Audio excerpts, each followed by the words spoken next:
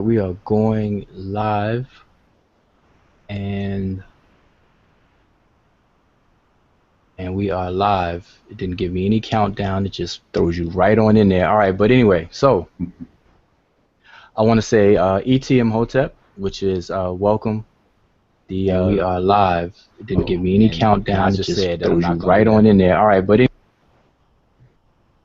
all right. I'm not sure if y'all heard that. I had the feedback. Okay, once again, Nsw.t Imhotep, welcome everyone to the Seshew Maa Medew Netcher YouTube channel. For all of the live viewers and those who will be watching in the archive. We're a fairly new YouTube channel, a fairly new group, and we call ourselves the Seshew Maa Medew Netcher. And that name was chosen, it actually comes from 13th dynasty inscription from the 13th dynasty, from the 13th dynasty king, Neferhotep.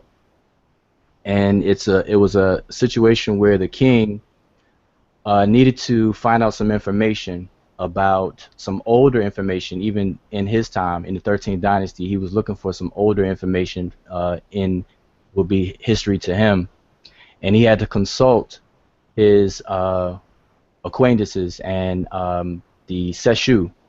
So the people that he consulted was called in the language the Seshew Maa Medew Netcher, which means the Seshew are the scribes, and the Seshew Maa are the loyal or true scribes of Medew Netcher, the divine words. So these are individuals who were close to the king, who he can consult, and these were individuals who had an intimate knowledge and were very competent with the Medew Netcher, the writings that were stored in what's called the Paronymy, which would be equivalent to our libraries today, but it actually literally means the house of books. So these people were, these individuals were very knowledgeable about what was written in all the different texts. So he consulted them to find out information for research that he was conducting. So that's the name that we chose for the group, Seshew Maa Medew Netcher, which are the loyal scribes of divine words. And we're all aspiring to be scribes. So we're in the process of learning. This is a journey that we are taking, and the group itself is composed of those who have shown proficiency in at least a beginner's level of sS-mdw-nTr, which is what most people would know as hieroglyphs. And everyone who is in the group thus far are certified members, meaning that they've shown proficiency and have able to demonstrate that from a beginner's level. And that beginner's level is provided in the class that so far I've been conducting for the past year. And also I have a book that I've written, Beginner's Introduction to Medew Netcher, that I utilize for the class. But the group is not limited to those who only take the class. It's open for anyone who can actually show proficiency, at least at a beginner's level. So we've created basically a proficiency exam. So no matter where you've learned, whether if you taught yourself or you learned with other excellent instructors out there, such as Dr. Bitti, Mfundishi, Benochi Montgomery, and even others, whether you learn from others or not, you're still able to participate and join the group. We just ask that you actually take a proficiency exam to show your level of competency or proficiency at a beginner's level, because we would like to march or walk through learning the language in different stages. So we like to walk together and each one teach one kind of setting. So that's really the only requirement or anything. We're not a secret exclusive group or anything like that. But for today, we have a special guest that I'll be introducing in a few minutes. But before I do that, I want to introduce, or I guess everyone on the panel can introduce themselves, and I'll start with myself. My name is Nsw.t Bjt.j, and I know a lot of people may butcher my name, but maybe we can get into pronunciations and phonetics and phonology a little bit with our guests as well. but for short, everyone calls me Wu Jiao. And right now, I'm a instructor or a teacher of beginners level Seshew Maa Netcher. I've been teaching for I think about 5 years now, and I've been doing it for 1 year online. And I've written a book that I use as a textbook that walks us through chapter by chapter in learning Seshew Maa Netcher, how to transliterate and translate. So by the time we finish the book together or on your own, you'll be able to transliterate and translate some basic or to intermediate inscriptions. You know, I do have a future plan to.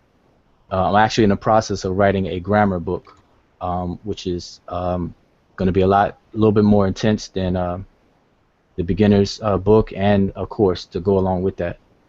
So, and that's pretty much it for me. So, if the other panelists from right to the left, if you could introduce yourself briefly, and then we'll introduce our honored guest for this evening. Nsw.t Imhotep. My name is Damian Everly, go by Damo, by way of Tulsa, Oklahoma. I'm an aspiring scribe. I've been doing this for over a year now, and I'm loving it, and welcome.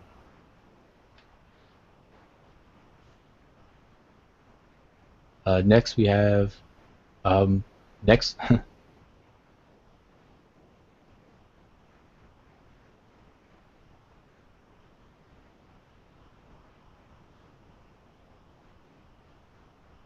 ETT Imhotep. Because the order may be different. Yeah, the order's different from each side. So I'm going to go ahead and jump in real quick. Yeah, my name is Antoine Jermaine Clark. I'm a aspiring to be a royal scribe. Been studying for SES for about approximately a year now. And I'm excited about the opportunity to interview our guests and also to get some enlightening discussion going this evening as it relates to Medew Netcher and also the book. Right. Next up.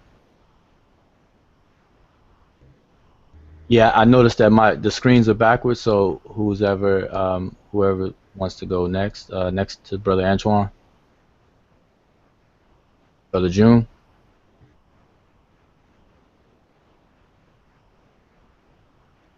Yep, I'll go. I'll finish. I'll just say this is June, also known as Robert Allen on Facebook. Also a member of the Seshew Maa group. Just happy to be here and thankful for our honored guest and appreciate it. I hope you guys enjoy. Peace.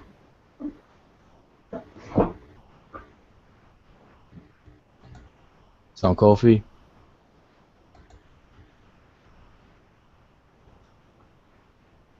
Imhotep. Duau. My name is Kofi Paisai. I'm also a member of the Seshew Maa Medew Netcher group. I'm from Mississippi. I've been studying the language for about a year, and thank you guys for tuning in. Alrighty. Next up.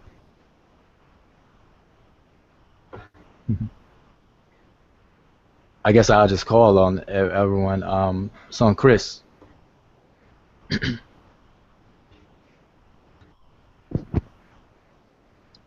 Imhotep. My name is Brother Chris. Been studying language for a little over a year and a half, and I'm a member of Seshew Maa, and I'm just looking forward to exciting dialogue. Hotep. All right.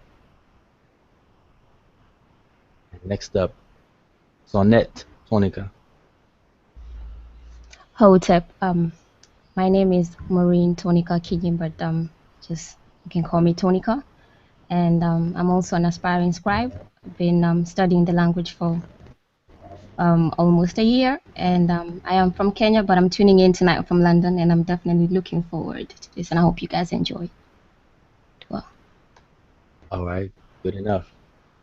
All right, and that brings us to our honored guest for this hangout. We're just hanging out with our guest Asar Imhotep, and I just want to say that um,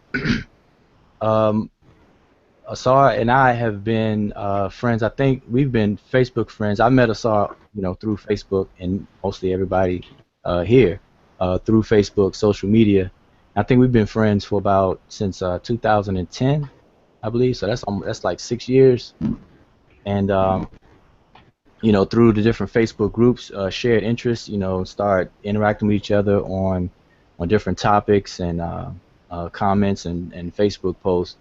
To the point where we've actually between Asar Imhotep and brother Sanjeti, we've actually kind of really gelled and started going over a lot of the similar information.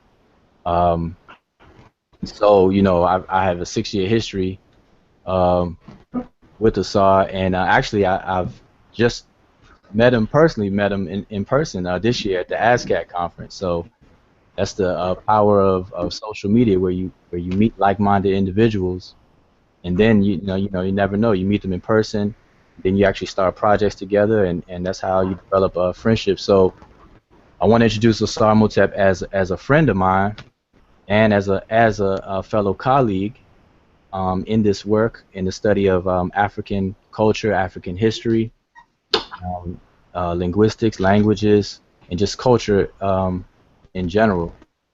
So with that being said, I'll just give the floor and open it up to our honored guest, Asar Imhotep. So introduce yourself, and you got it. All right. Peace and blessings. Can you hear me well? Yeah, you're a little chopped up a little bit, but I think it'll clear up. Okay. I'll try to speak as slow as possible until it clears up. I'd like to first thank you and your panel for inviting me to your platform, especially one dedicated to the writing of the Medew Netcher script and the learning of the language. Okay, one quick second. I just don't want to interrupt you. Apologize. Yeah, you are coming in a little choppy, so I don't know if what had changed.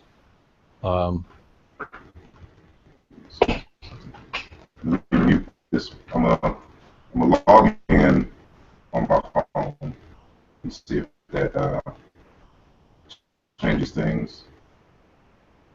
Okay, yeah, we'll check that out. And then I'm just going to mute this computer mic. If I have to, I'll be on here probably twice. So I'm going to mute my microphone on this here. Okay, no problem. Let me turn this off.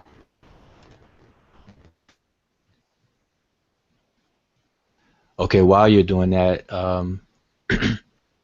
just to keep the flow, yeah, I just want to, I'll just continue and say that, and maybe you could speak on this when you do pop back in, is that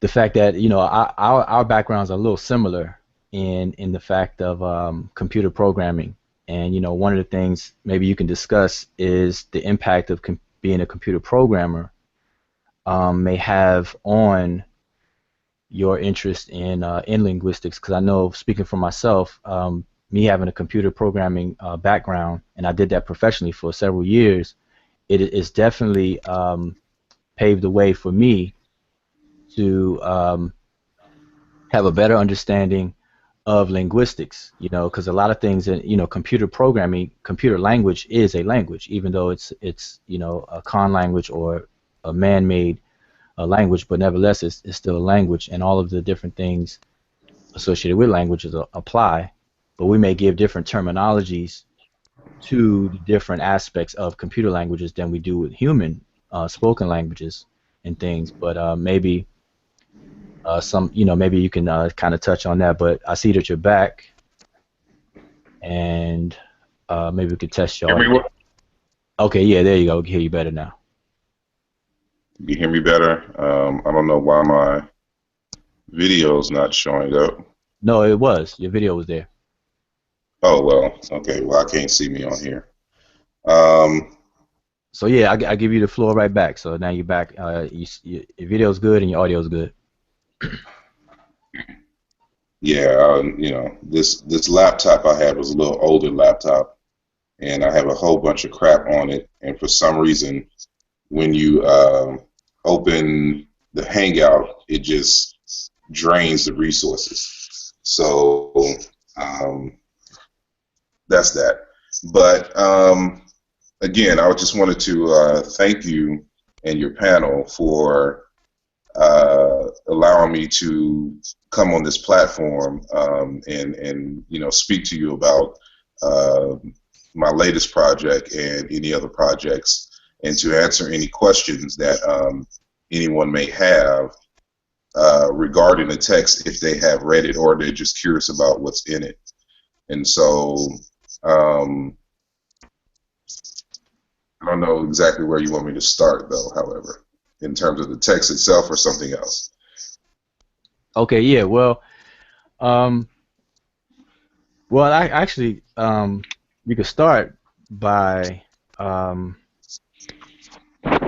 giving a little bit of background on yourself, really, as far as what led you to study linguistics, period. You know, if you can just touch on that briefly, what led you to linguistics and what led you specifically to historical comparative linguistics and the type of work that you actually do. Alrighty, I appreciate the question. It really kind of started way back in like 99, 2000, 1999, the year 2000, when I was really starting to take seriously the study of, hold on one second, I'm getting a little feedback. Let me put, y'all can't hear it now. Okay. From the other computer, from the headphone speakers. But anyway, the study came about as a result of asking questions regarding the meaning of the word Kemet. And when I started taking seriously the study of Egypt around this time, it was still a big controversy going on as it regards the meaning of the word Kemet.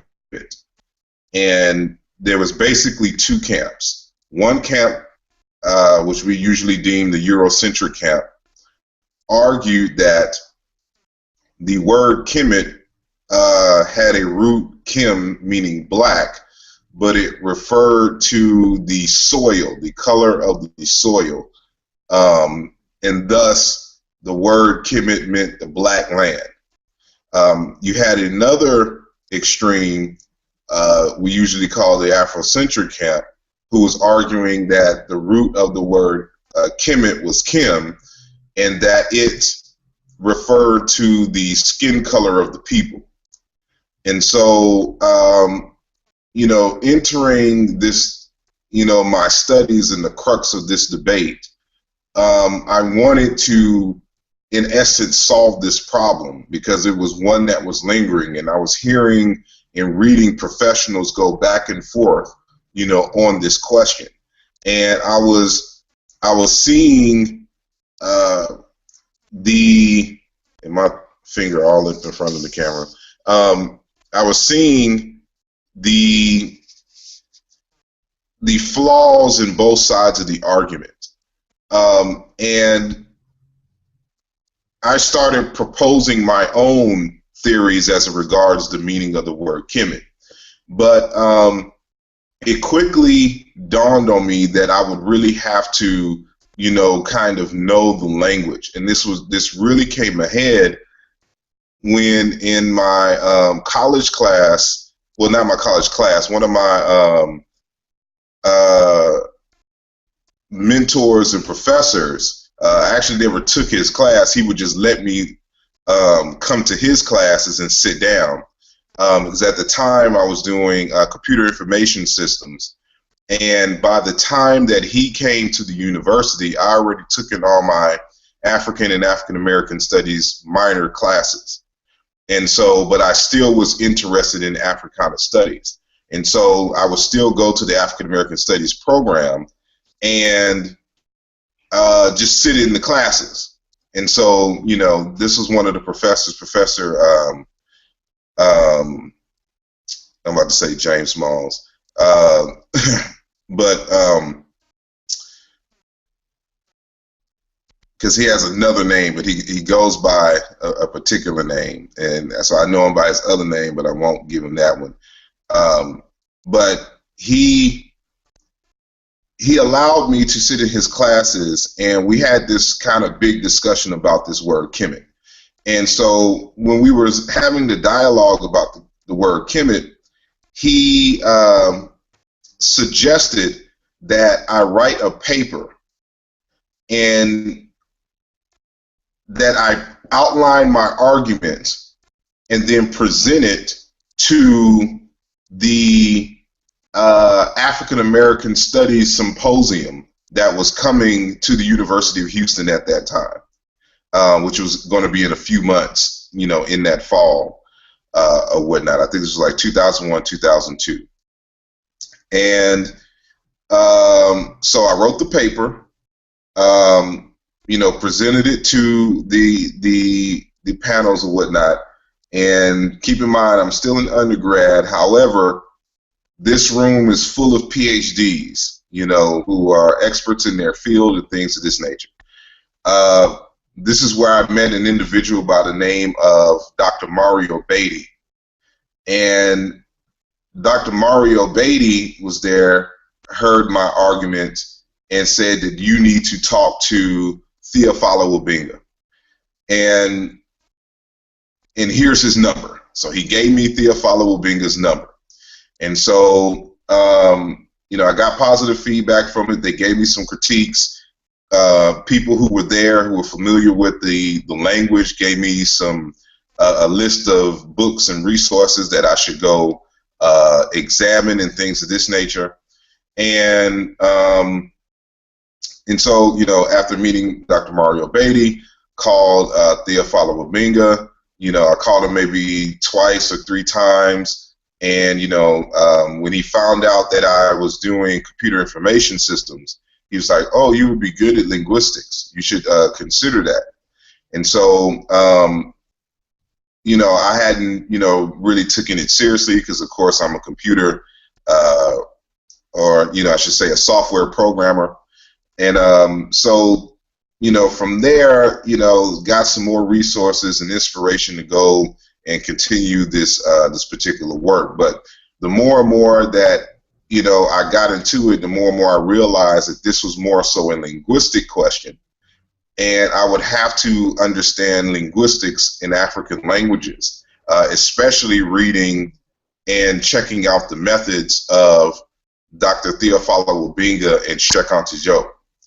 And so I wanted to be able to have conversations on that level. And so from there, I started, you know, purchasing books, started doing tutorials, started studying under people, taking certain classes, and just built up a knowledge of language itself, historical linguistics, and things of this nature. So the objective was, okay, well, maybe I should study some of the related languages and to see if they have the answers to what is obscure in the ancient Egyptian language. And so that was the particular approach that I took. You know, I've had a number of theories throughout the years in terms of the meaning of Kemet. But, you know, more recently, I say within the last, you know, 3 years or so, 3 or 4 years, I have come to a particular conclusion. So keep in mind, this is like, you know, if we count this year, that's basically 16 years in the making in terms of answering this question, what does the word Kemet mean? In my studies, you know, I've come across a lot of, you know, good teachers and individuals across the continent who have written texts concerning ancient Egypt and comparing the ancient Egyptian language to their native languages and things. And one of those individuals was Dr. Mubabingi Bilolo out of the Congo, Democratic Republic of Congo to be exact.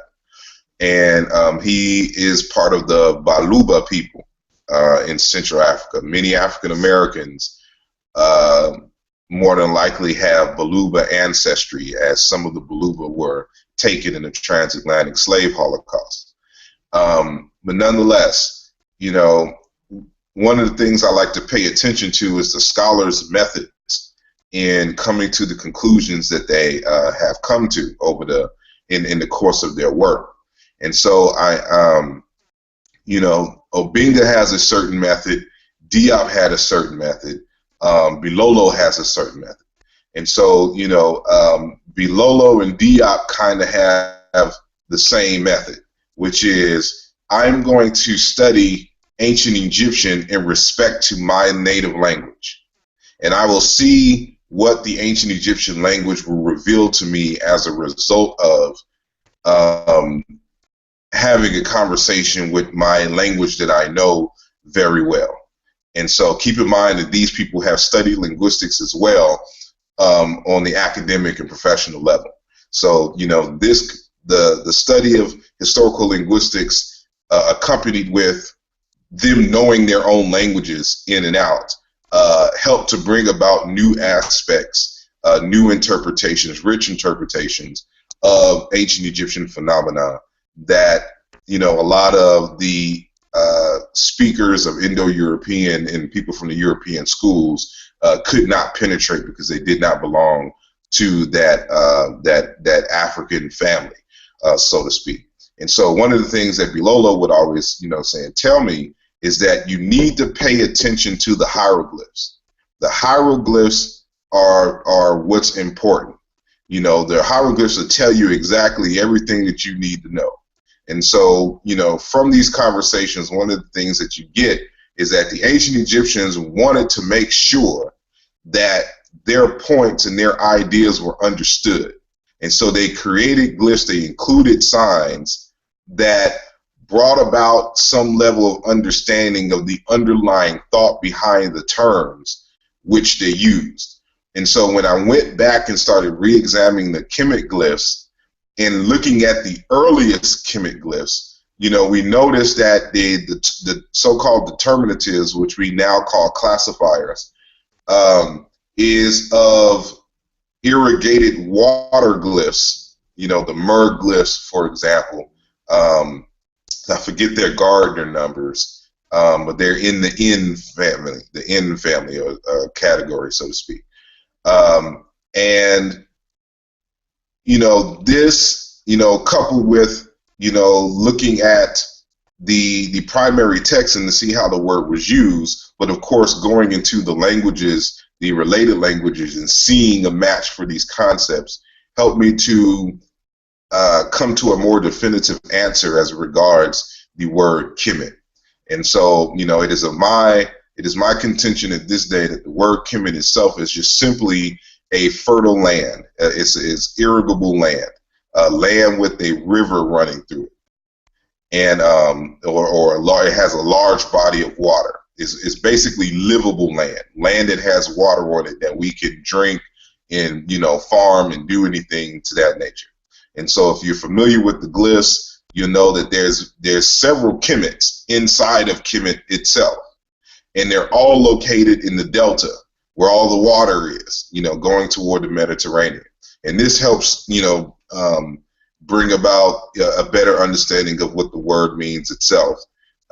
And so, you know, it's stuff like this, you know, to make a long story short, that, you know, it kind of forced me, in order to answer the question on what is the meaning of Kemet, you know, I had to go this long about route. But, you know, not even just dealing with Kemet itself, I just had an interest in African culture and philosophy. And so in order to penetrate the philosophy of the ancient Egyptians, of course, you had to learn the language. But, you know, we have an issue with ancient Egypt. The ancient Egyptians didn't seem to anticipate that their language would be considered a dead language, that their culture would not be a vibrant an inviolable culture, you know, into forever into the future. And so they didn't write the way that we write today, with the notion that, you know, some future people are going to be reading it and that they're not going to understand all of the nuances that are in our culture, in our language. And so when it comes to the deep thought and some of the ideas and motivations in ancient Kemet, those things are obscure. And so, you know, we have to find other ways, and there's no living traditions of people arguing that, you know, we are the ancient Egyptians and this is how we view these things. And so in the absence of that, we have to kind of look at ancient Egyptian phenomena in a roundabout way. And so we go through the cousins, the sisters and brothers of ancient Egypt. And the idea is, if they come from a common family, they come from a common culture. You come from a common set of ideas and customs. And if these customs still survive in these other living languages, then maybe they can provide us clues to answering obscure questions in ancient Egypt. And so, you know, just that in of itself has forced me into, you know, studying linguistics a lot more deeply than, you know, something along the surface, because we have to make certain arguments in a very precise way. And so the science of linguistics has been an interest of mine for quite some time, and especially at the motivation of Theophilo Wabinga himself. So I hope I answered your question. Yeah, definitely. Definitely. But actually leads me into you know, jumping into your latest work, which I have, and I've actually had the privilege of getting little sneak peeks in it as you were even working on it. So I saw in the very beginning of it, beginning stages of you publishing it, how important it is. So I feel that it's a very important piece of work and everything, and I think that people really appreciate it once they know what it entails, or what it's about, what it entails, and the importance of it. So you mentioned a little while ago, like you know, you went on this real long journey, just basically to define one word, a 10-year, decade-long journey that you said forced you to deal with linguistics and everything. So, and you know, and we know that language itself, as we say, is like analogous to the DNA of culture. So if anybody wants to study Egypt or Kemet, then, you know, the best way, or any culture for that matter, is to tap into the language, because the language records the psyche, you know, the mentality of the people, and so on and so forth. So with that said, you know, jumping into the actual work, let's see, just looking at the table of contents, because I mean it's like, how many pages altogether? Yeah, it's over 300 and some odd pages, and I know, you know, time is limited. We can't talk about every single thing, but maybe if you can give us an overview of this particular book. You know, you have other books like Aluja. I believe you had a book called The Bacala of North America, and The Passion of Osiris, The Passion of Christ, or Osiris. I'm probably butchering the titles. You can correct me. But maybe, you know, if you could tell us specifically, give us an overview of what we can expect, what readers can expect in this book. All right. When it comes to this particular text, Nsw.t Bjt.j, King in Ancient Egyptian, a lesson in paronymy and leadership. This is, in many respects, a series of detailed notes we mentioned over the years that, you know, this journey of mine started off with trying to define what the word Kemet means. And in that process, you know, I've gathered a lot of information. I was writing a book called something to the nature of Kemet and Ogun, and something else, I forgot. And in that process, at the time, I was equating the word Kemet to the word Ogun. And I was still operating off of the premise that the word Kemet, you know, means black, which I no longer, you know, believe. And so the more rigorous I got in the study, I had to abandon that track. But in the process of writing that text, when I was writing on Ogun, I had a chapter on there on African kingship and what kingship means. And so, you know, what was usable, you know, I retained, and of course what I could not use, I scrapped and abandoned in terms of that text is concerned. And so in essence, you know, the Nsw.t book, you know, is an outgrowth from a chapter in the Ogun and Kemet book that I never published. And so, but I had, you know, about over 400 pages written. And so there's stuff that I have in there that'll be going into some other books that, you know, is coming in the future in terms of the book on Ra, the work on Kemet itself, do a little small book on the word Kemet, and some other things. And so in that process, of course, you know, when you're looking at ancient Egypt, you know, and you're studying kingship, African kingship in general, you wonder, you know, you come across different terms for the word king, and one of them is Nsw.t. Now, in this process of me studying linguistics and in studying ancient Egyptian language in general, you are forced to deal with this phenomenon called paronymy. And paronymy is basically, in a nutshell, the linkage of two or more words and ideas solely based on the fact that they sound alike. Now, they could etymologically come from the same root or not at all. What matters the most is that in the minds of the particular person or population, they see a relationship between two words, two or more words, based solely on the fact that they sound alike. And so this is rampant in ancient Egyptian language and culture. And no, I'm sorry. Okay, I thought I heard you.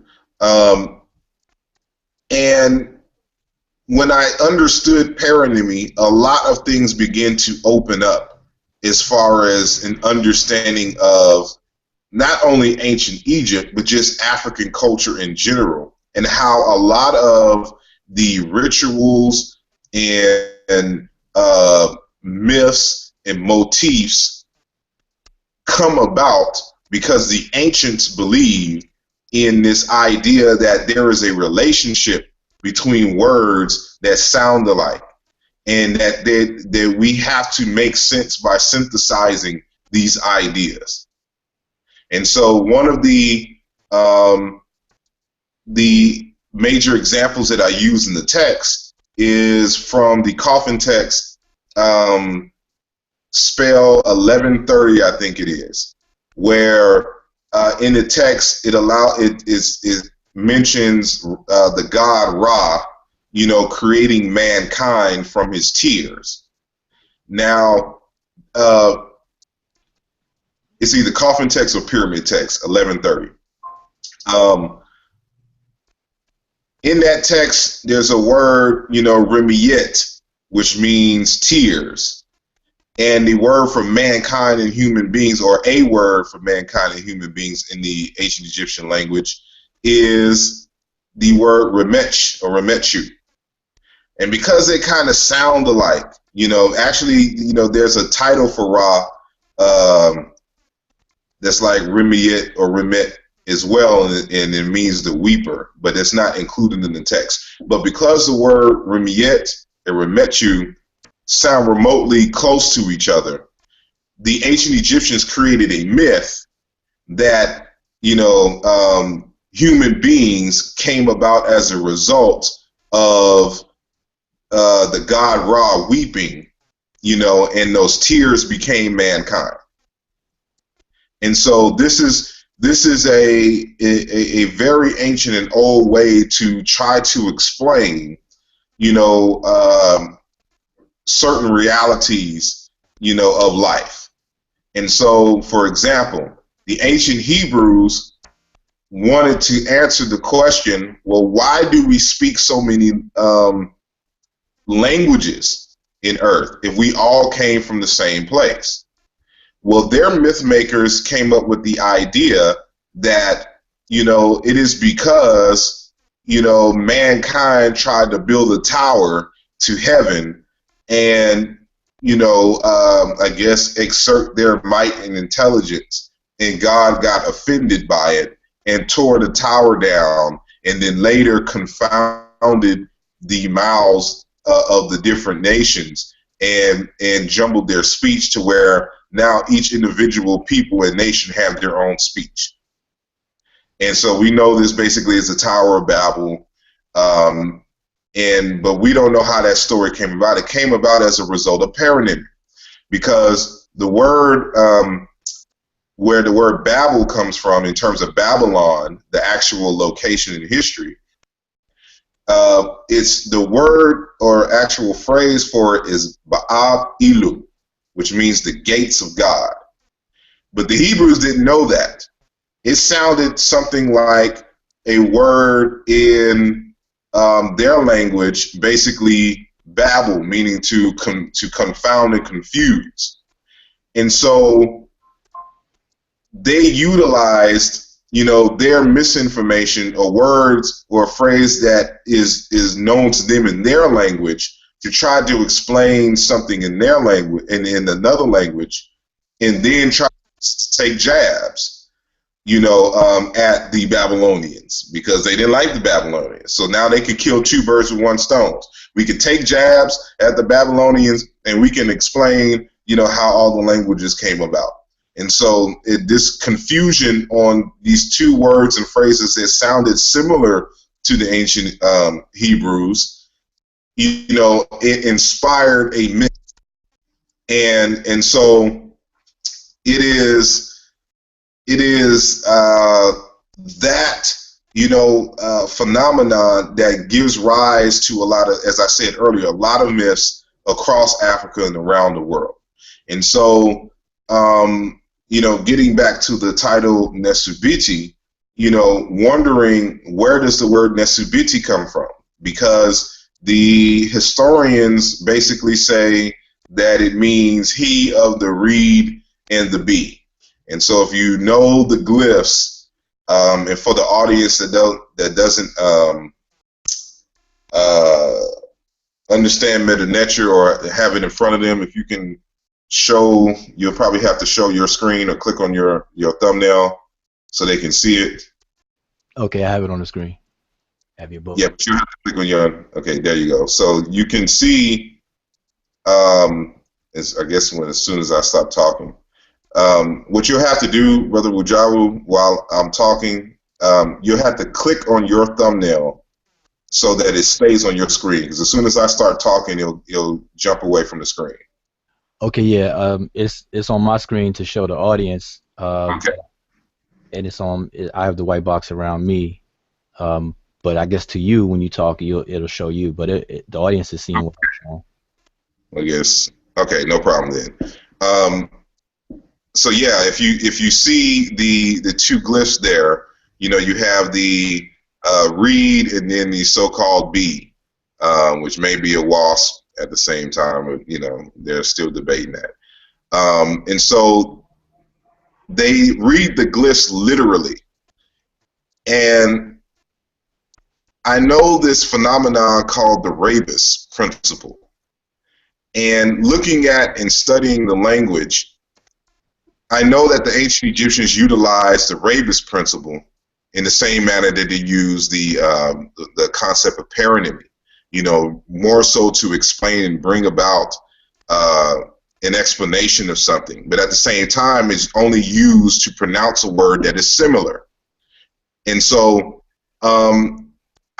you know, using the traditional methods, I went into other African languages to see if they had comparable terms for their words for kings, and to see if they can answer for us what the Egyptologists who have this tendency not to go into inner Africa and ask it any fundamental questions of life.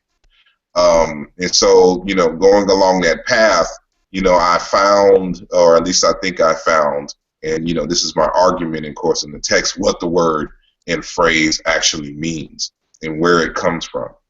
And so, you know, from there, an entire, you know, text, you know, was compiled, which not only deals with what is the meaning of the phrase, because that would only take, you know, one chapter, but more so, what are the roles and duties and of the king itself, and why did they name the king this, and what were the expectations, what were they trying to convey, you know, with the with this particular title.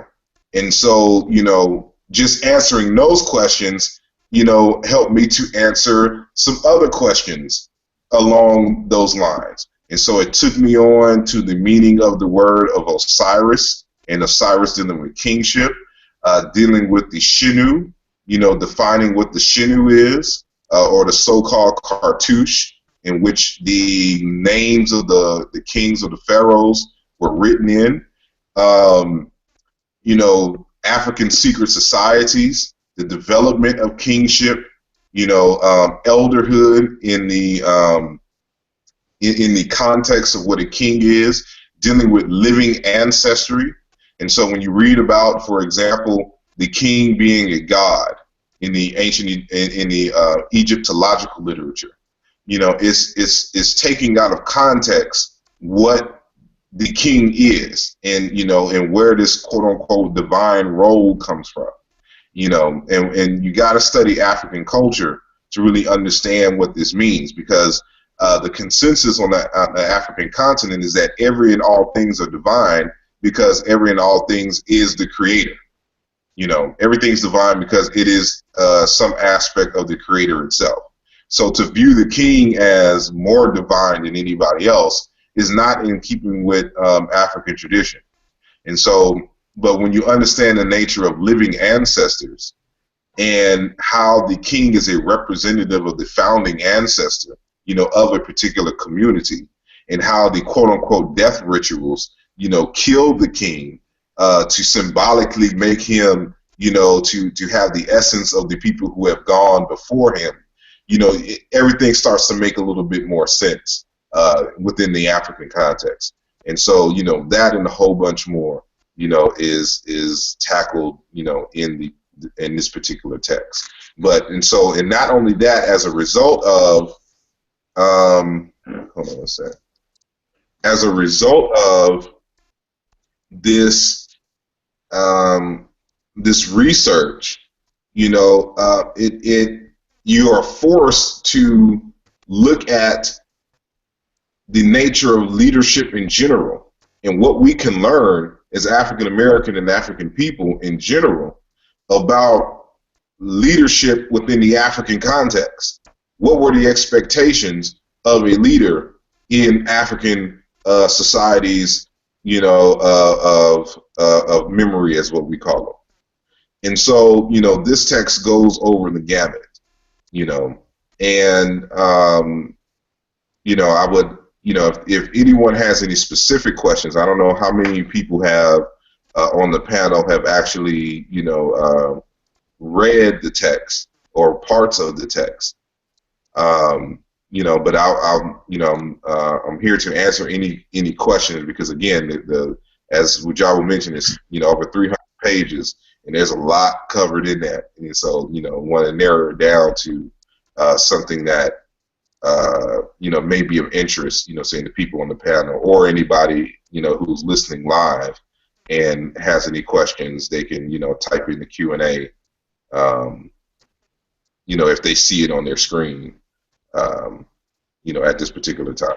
Yeah, and with that said, I did activate the Q&A app, so if anybody's watching live and have a question, you can actually type your question in to the Q&A app. If you're viewing it from, I believe it's Google Plus Events. If you're viewing it from there, the Q&A app shows up automatically. Or you can join the Seshew Maa Medew Netcher Facebook group, where we have this event posted, and you can actually type a question in, and I'll see it and make sure we pass the question on as well. But being that you said what you said, and I know, you know, we could talk for days about the contents of the book. You know, that's why you wrote the book, so people can get the book and digest it. But it was a couple of things that you mentioned, and one that I noticed in the book, the you know, the leadership role of a king. And you know, we have this sense in I guess the Western society, when we say king, we automatically think of a man or a male, and then queen is you know, reserved for a woman. But I noticed in Africa, or the application of Nsw.t Bjt.j, the word, it can apply to a man or a woman because of the nature of what it means and the responsibilities that's expected of you. And I noticed that you definitely took a minute or a little small portion of the book to clarify that, just in case there was maybe, you know, misinterpretation of what you were trying to cover with the word for king. You know, the whole thing about the queen. So maybe, I don't know if you wanted to kind of speak on that real quick. I noticed that's a very small portion of the book, but you definitely made it a point to bring that out, to point that out. Yes, exactly. You know, when you're doing scholar, okay, look like you paused. Have to anticipate. Look like I froze. You look like you froze a second. All right, there you go. It looks like is it coming in clear, y'all? It's not coming in clear to me. No, it's not quite clear, but at least, yeah, there you go. I guess it works itself out. Yeah, so, you know, when you're doing scholarship, you have to anticipate, you know, certain challenges to your work. And so the best thing that you can do is anticipate it and try to meet it heads on, you know, in the text, you know, before people criticize it. You know, of course, you can't respond to it, you know, later after you've written the text. And so, of course, in this age, you know, we want to keep things balanced. And so, you know, you anticipate somebody asking the question as it regards, well, what about the queens? You know, why didn't you, you know, focus on the queens, or why such a small, you know, discussion on the queens? And I did it because the data, you know, forced me in a way to do it. Because if you read the text, you know that I argue that the word, especially Nesu itself, and even Bitti, it's just a word for parent. It's just a word for elder. And a male or a female can be an elder. It's just an office title. It's no different than the president. You know, you can have a female or male president. The notion of a president is not gender specific. And in many African societies, you know, you can have a female king, and I gave several examples, you know, of that in the literature. And so the concept of a king is different than a queen. A queen is simply the wife of a king, or saying, or a male, I should say, a.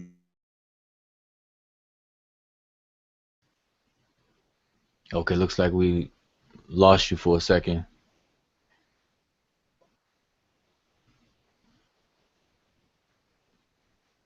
All right, if you can hear me, I'm sorry. I think your signal is paused, like you froze. You have to log in and log out.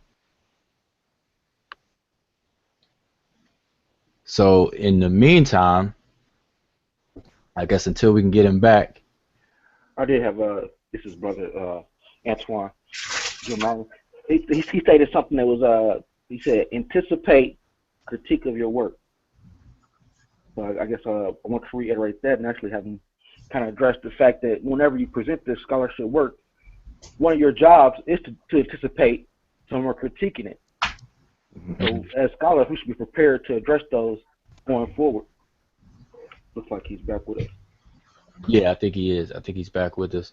So yeah, where you left off, you froze. But where you left off, you were explaining that you had some examples of the queen, and the fact that the queen is simply the wife of a male king. So there's kind of different concepts there. So I guess you could kind of pick up and finish off what you were saying. Yeah, the word queen itself, at least in English, is just simply a word for woman and wife. The concept of a king is just an elder, and so things can get confusing because we're using a foreign language to try to explain an African concept. And so, but again, the queen is just simply the wife of a male king. And so you wouldn't call, like if you have a female king, you wouldn't call the male a queen, or you wouldn't call him king, because that's not his role. The king is a political title, versus the queen, which is a relationship title. And so I had to bring clarity to this concept, when it comes to African people in general. And so, that's that. And of course, you have a number of female kings in ancient Egypt. Now, regardless, the dominant gender that's going to hold that position historically is going to be males. But it was not solely restricted to males in terms of this particular office. And so just wanted to make that clear. So the focus is on the office of king, and not simply dealing with the gender, because it wouldn't matter what the gender is. They would hold the same title and they would have the same responsibilities. There would be the same expectations for this particular person in this role. No different than the president. If Hillary Clinton becomes president, you wouldn't say that she's the we don't even have a word for like a female president. It's just president. Right. It's the same thing in these African communities. Okay. Well, now I would like to kind of shift it to get a little bit more detail. Now I've read the book, and it's heavy because it requires you to learn and know and research quite a bit. So like as we say, some of it may kind of go over people's heads a little bit if you're not patient and you don't have the stamina to kind of research and follow along with some of the things that are being said, and more specifically when you're discussing linguistic phenomena. Chapter 1 is basically you're setting up the linguistic framework and outlining it so people can understand the methodology that's being applied to come to the conclusion about the Nsw.t Bjt.j in the first place.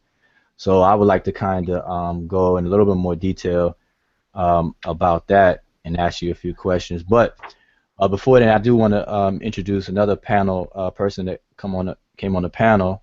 We have brother Uncle Keck from the I'm in Raw Squad. I'm in Raw Squad up.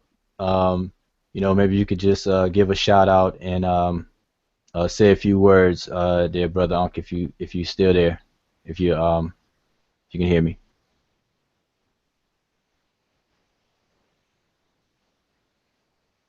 Now you know how Unc's log in and he walked away. But yeah, we'll get back to him. But I just wanted to acknowledge the brother. Man, I'm right here, man. Get out of here with that, man. All right, yeah.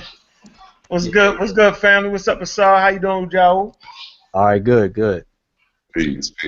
Everything's well. Oh yeah, man. I see you got the real crew here, man. I appreciate y'all brothers' work, man, on that Medew Netcher, man, and young brothers that y'all have assembled, man. I think y'all a real powerful force to be reckoned with down the stretch. You know what I'm saying? So, I'm just glad to have y'all around. Be really looking forward to learning from y'all, man. The young brothers and sisters. I think that's important to amass young brothers and sisters interested in the language and in telling our story. You know what I'm saying? Y'all two already know how I feel about y'all. I just want the other brothers to really know that, I see you. You know what I'm saying? And, I just appreciate y'all work and, feel free to ask any questions, right? Feel free to challenge. That's what scholars do. Any information I got, challenge that shit. If I'm wrong, man. Y'all can't be scared to challenge. Y'all get that from Asar. That's what Asar like to do.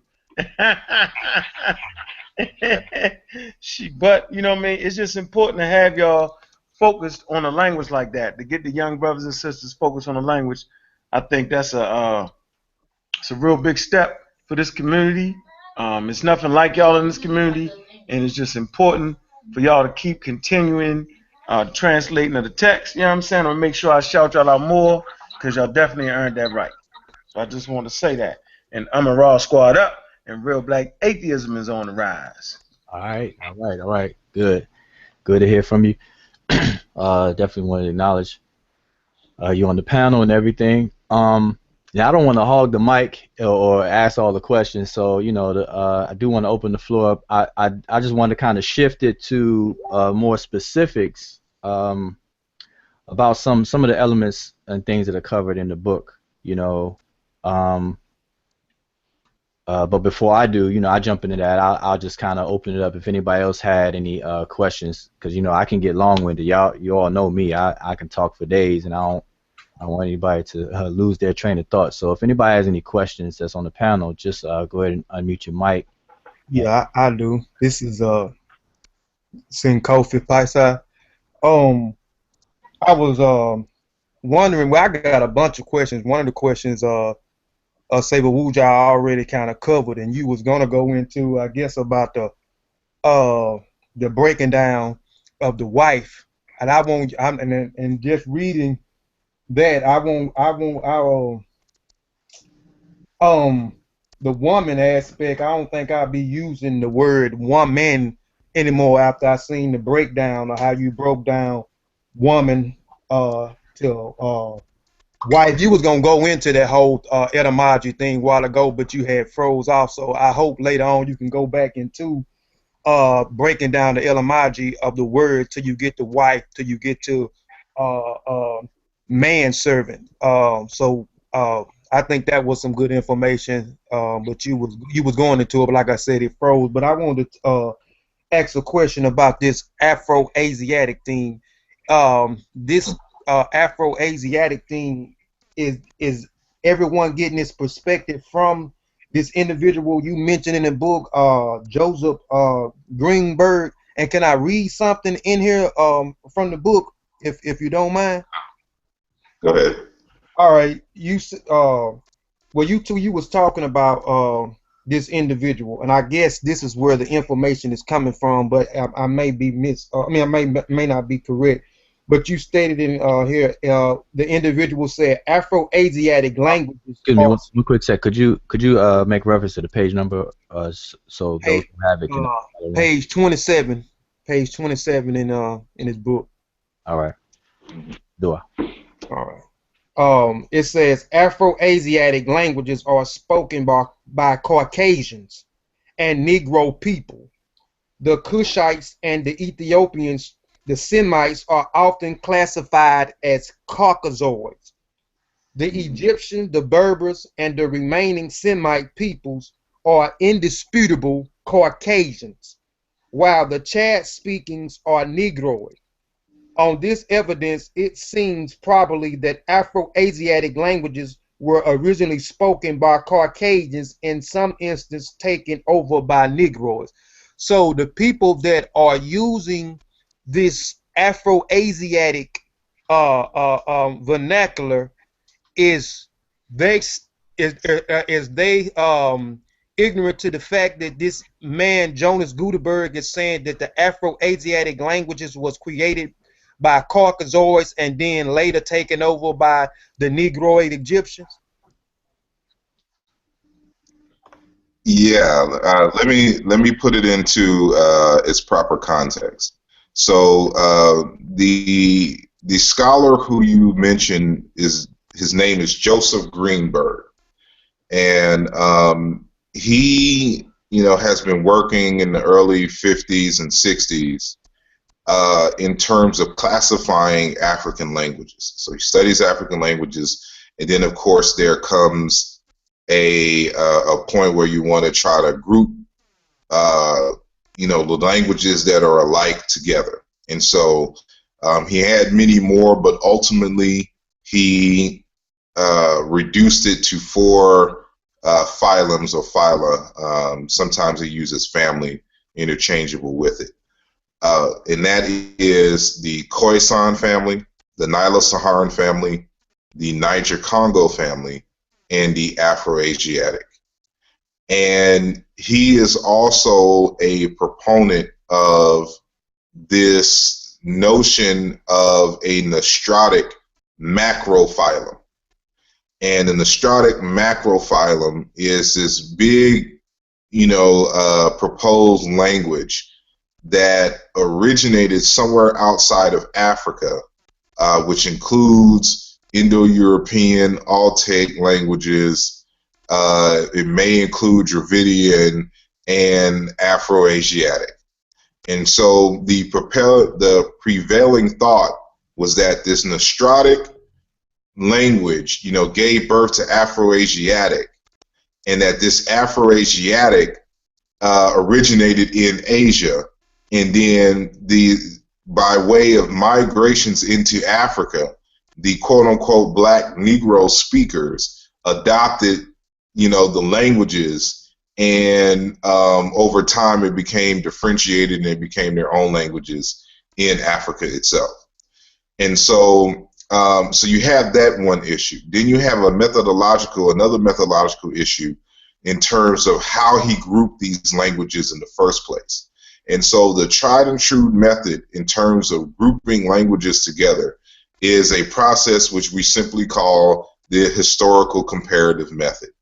And with the historical comparative method, you are to examine a set of languages and all of the paradigms of the language, and a series of tests are conducted in which you then come to the conclusion that these languages are related or not, that they share enough similarities that it cannot be the result of chance resemblance, and that they must come from a common ancestor.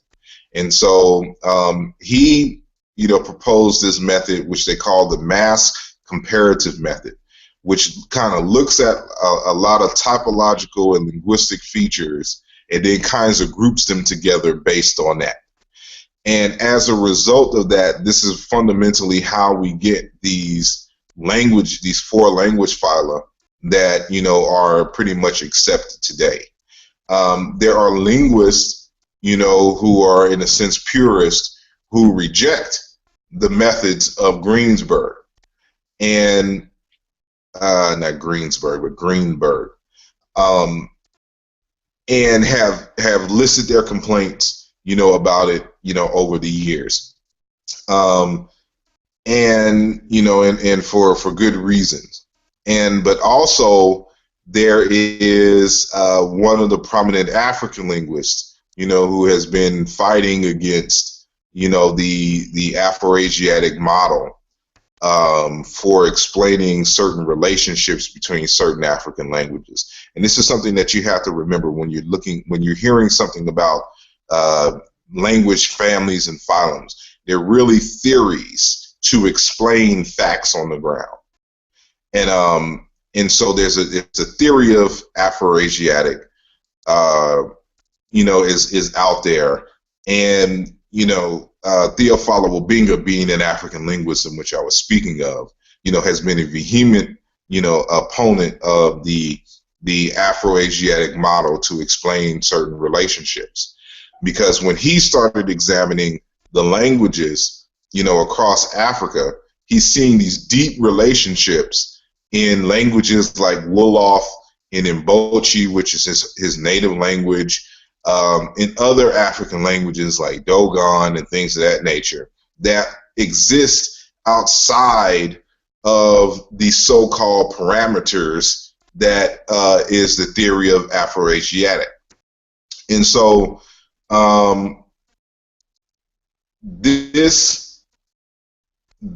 it forces you to re-examine the arguments for an Afro-Asiatic language family.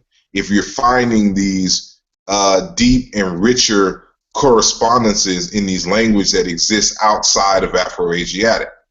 And so what he did is he came with his own model based on the data that he has examined over the years in the languages that he's examined. And he comes up with this label called Negro Egyptian. Now, the citation that you just read, of course, is very racist at its heart, to assume that these African people learn these languages from these white Caucasians. And of course, he made the ancient Egyptians, white Caucasians, and these other, certain other groups. And so you got to kind of keep in mind the mentality of the people back in the 60s and the 50s. They even had this concept of a white Caucasian. So, excuse me, a dark Caucasian. So people like the Maasai, people like certain Ethiopian groups, certain Nilotic groups. These weren't black people. The criteria for being black has now changed. They're dark Caucasians. They're black Caucasians. They're still Caucasians, because allegedly for them, certain nose indexes or something to this nature and head shape allegedly fits the European model, and as a result, they have deemed them black Caucasians. And so, which is why it's just ridiculous when you're looking at the ancient Egyptian walls and you're looking at how they painted themselves, and then to argue that these folks are Caucasians, the same people, who, in terms of the relationship between Greeks, Germans, the Romans, who have a totally different phenotype, culture, and language. And so, the Wabinga decides, not only, in terms of his Negro Egyptian, it is strictly based on linguistic data. But the label that he chose was very political. And so what he was trying to bring to the forefront is that, no, these languages, first of all, is one big major language family in Africa, and what he calls Negro Egyptian. And all of these languages belong to the same language family. And that they're not separate groups, as the data would tell us. And so if you have his 1993 work that deals with it in French, the full title escapes me now, but it's just the common origin of like ancient Egyptian and modern Black African languages, something to that nature. And I'm translating from the French off of memory. So this is why he labels it Negro Egyptian in response to information is that what you just read, from Joseph Greenberg, when they're trying to make the ancient Egyptian language and culture a result of a West Asian or Caucasian enterprise. And so it was political on that sense. And so since then, however, there was one fundamental flaw of the method that Obinga used, because he used the historical comparative method to an extent, but he didn't stick to a core number of languages outside of his own language, which was Mbochi. So he basically did kind of like what Diop did when Diop examined Wolof against ancient Egyptian. He did the same thing basically in his 1993 book.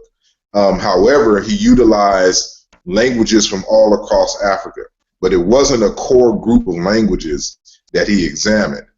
And so many years later, there's a linguist by the name of Jean-Claude Mboli, and he wrote this text here. I don't know if y'all can see that I have here. This is the origin of African languages. It's a work written in French. Origins of African languages. It's subtitled basically the essays and application of the comparative method for the languages for African languages. For ancient African and modern languages. Basically, a rough translation that you can kind of see on the side if my phone isn't too blurry.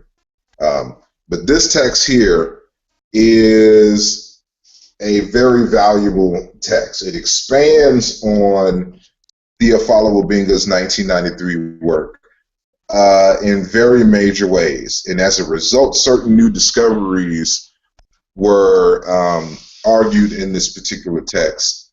And basically, he validates Theophilo Obinga's initial theory of Negro Egyptian. And so, of course, if you have the text, I draw heavily from the particular model that was presented in Mboli's work. And I make my arguments within that model. That was the Diopian, Obingian, and now Mbolian Negro Egyptian model. And so, but of course, this being kind of new to a lot of us in the diaspora, and even for those who are familiar with linguistics and things of this nature, they may not be familiar with this particular set of arguments and examples. And so this is why I spent the first chapter giving you a linguistic framework to better understand everything that was to come after. Because if I just went off with the expectation that you were familiar with this, I know that I would lose a lot of the readers, because there's a certain context in which you have to the arguments that are being made. And so the initial chapter introduces you to Negro Egyptian, but also introduces you basically to my methodology on how I'm attacking certain linguistic conundrums, in the text. And so, I hope that answers your question. Yeah, that I believe so. Hopefully so. And that actually, you kind of went into some of the things that I wanted to ask you about. You actually covered it in terms of a little bit more details, And for the sake of time, like I said, we could talk for days about what is covered in the book. But now, because you mentioned Diop, you mentioned Obinga, and you mentioned Jean-Claude Mboli, and as of late or recently, there's been comments made about their Afrocentricity in general, and African-centered or African scholarship, especially when it comes to linguistics. And I've heard comments being made that at first I was only familiar with them coming from a Eurocentric or European frame of mind, and that is, they call this kind of work fringe work, or fringe linguistics or bias.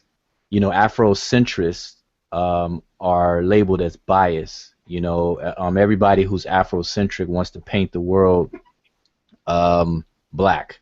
They want to make everything black, and I think it's given a bad rap for that. For that. But so my question is, what do you say to people who just generalize and blanket, broad stroke that Afrocentricity is, bias work, people who are just trying to make everything black, as though there's no scientific methods being applied, no research, no rigor in the research and things like that, and specifically with in linguistics with Nsw.t Bjt.j, Dr. Theophilo Benga, and now Jean-Claude Mboli. What do you say in response to those kind of comments and things?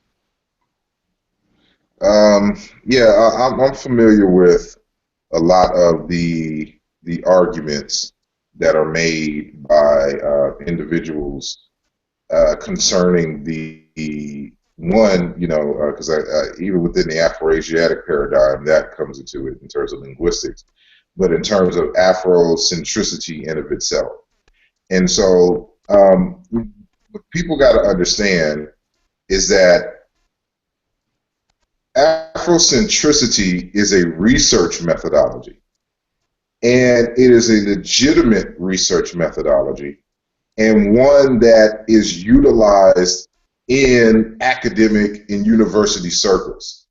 You have theories and you have methods. Matter of fact, Afrocentricity has even changed how Europeans study world phenomena, and this isn't acknowledged. It's only those who are the real fringe people who can never defend their hypotheses and their theories, who want to make a blank statement and jab at Afrocentricity, because you have those who don't study, who don't understand the methodology, who have either used the term themselves in labels, or as you mentioned, there's this from the outside, there's just this blanketing of using the word African-centered and Afrocentricity to any and everybody who speaks on black culture, black issues, and things of that nature. That's not what Afrocentricity is at. Matter of fact, when you read the text by Molefe Asante, that's one of the things that he clears up, is that no, just because you talk black does not make you African-centered. And so for some reason, because again, folks don't read, they skip over that and try to make arguments from their ignorance. And matter of fact, hold on one second.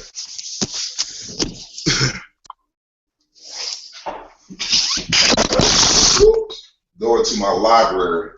I know the phone dropped.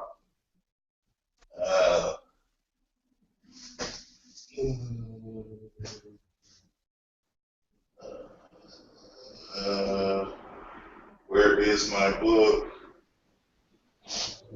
Yeah, I guess while you're looking for that, just to keep it going. Yeah, I was just bringing that up because I strongly feel that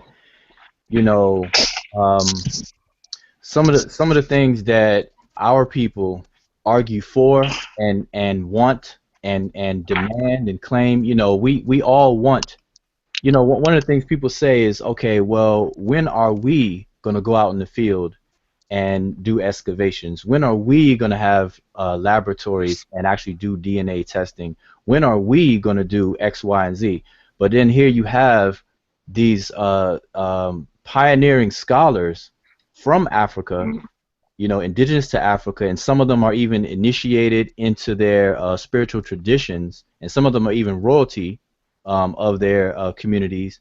You have these people who are finding the ways to actually produce and document works, and even that is an uphill battle, where it has to be a lot of strategy involved with that, especially Nsw.t Bjt.j. Imagine what he went through just to have his voice heard.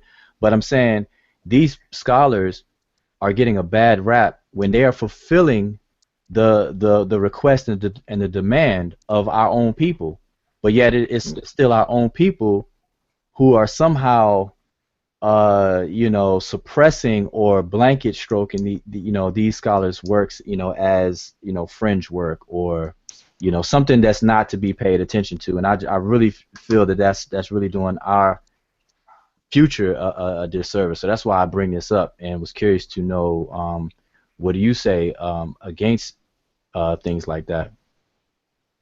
Yeah, I mean, I had to look for the book because I want people to understand that this is a discipline, academic discipline that has rules, processes, and procedures. People can get PhDs in this, and so you have rogue individuals who have no kind of insight, no research methodology whatsoever, who want to make comments about something that they don't know. And so we have texts like this particular text here, which is, I don't know if it's coming up clear, it's kind of blurry on my end. I'm trying to hold the camera and look at the same time. Yeah, we could. It's just a little blurry, but we could see it. Research method. Yeah, it's called Research Methods in Africana. Mm-hmm. And in Africana Studies by Dr. Siri McDougall III, who I've had the opportunity to meet several times at different conferences. And even in the back, it has a label here, Black Studies and Critical Thinking. That's what this text is about: critical thinking and research design. And it is all based on the Afrocentric method. And I did a whole show on the Amun-Ra Squad's show, with a whole PowerPoint and everything, showing the research methods, showing general research methods and how African-centered methodology is in tune with just generally accepted research methods. The thing about Afrocentricity is that it tightened, it made research more rigorous when it came to studying human phenomena. And that's why when Afrocentricity came upon the scene, it forced a paradigm shift in the way that even Europeans, go and conduct research. So now when you look at the literature, everything that the Afrocentric in the 70s and the 80s are now standard for them, as if they had always been on this paradigm in terms of diversity, narrowing down in terms of your focus, stuff to this nature. And so this is why I had to do that particular show on Amun-Ra Squad. And matter of fact, going back to Mboli, this is a textbook in many respects. It literally is a textbook. He's going step by step on how to do historical comparative linguistics, and using as a research focus the study of Negro Egyptian languages or African languages and ancient Egyptian. And so in his process, he actually tightens the criteria. His method is more rigorous than what you will find in certain standard text. And so what people don't realize is that, you have the ability to make research methods more rigorous and more scientific. Like, you don't have to wait on white people's approval, to do this. What matters is the results. This is what happened in the 1974 UNESCO conference when Theophilo Obenga and Diop went to go challenge all of the Egyptologists. They came with what is now being called multidisciplinary research. For anybody who does any kind of research, you hear this now, multidisciplinary research, when it comes to, just research in general. That is because of Diop and Obenga, because they came not with one area of focus. They came with a slur from anthropology, archaeology, even DNA to linguistics, philology, and a whole host of other different things to make their arguments. And so the Europeans weren't prepared because they were stuck in their own cubby holes in terms of their research focus. And when these two Africans came and challenged the Eurocentric paradigm, they just weren't prepared for that onslaught. And so now, from that point on, they knew that they had to be able to master several different disciplines in order to answer these particular questions about Africa.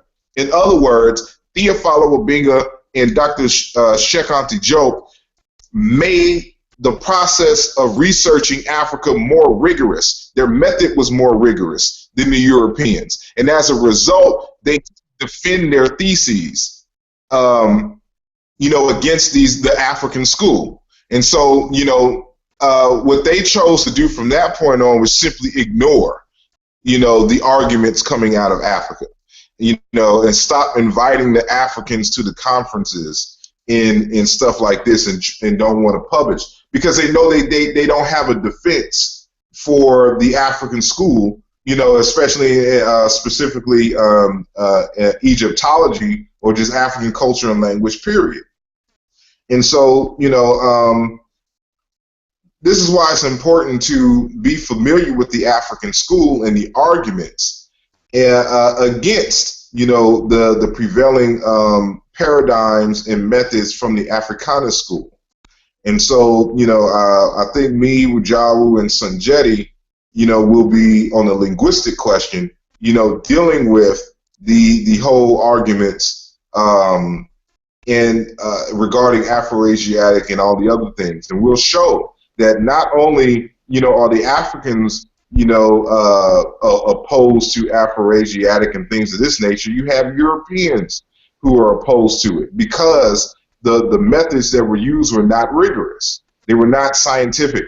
They were not of the utmost scientific standards. And so, this is important because it looks like I froze again. Yeah, I can still hear you though. Did I freeze? Okay. This is important because if you're making assumptions, if you're making arguments based on a faulty foundation, your conclusions are necessarily going to be false because they were not based on anything rigorous to begin with. So, for example, when people are trying to make arguments, genetic and linguistic arguments based on a so-called relationship between Afroasiatic and genetics, it's going to falter. It's going to be bad science in the end because Afroasiatic itself has not been established. So how can you make genetic arguments on a linguistic family that has not been established and does not exist? And this is why it's important for us to be serious and scientific when it comes to our research. And so, we have African scientists who have paved that way. And so we no longer, have to depend on and need to be verification, of these Europeans. Of course, you want consensus because that's science. But, what we're doing is we're providing better methods for the study of world phenomena that, you have to account for the African perspective. Because if you don't account for the African perspective in the research of African people, your conclusions are always going to be faulty and just dead on wrong at the end.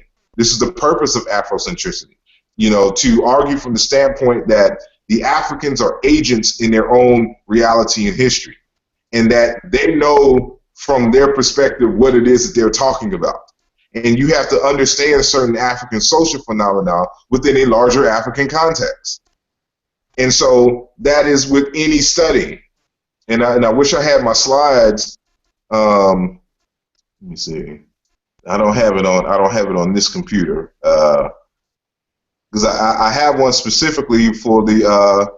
Nope, I have it here. Hold on. Let me see.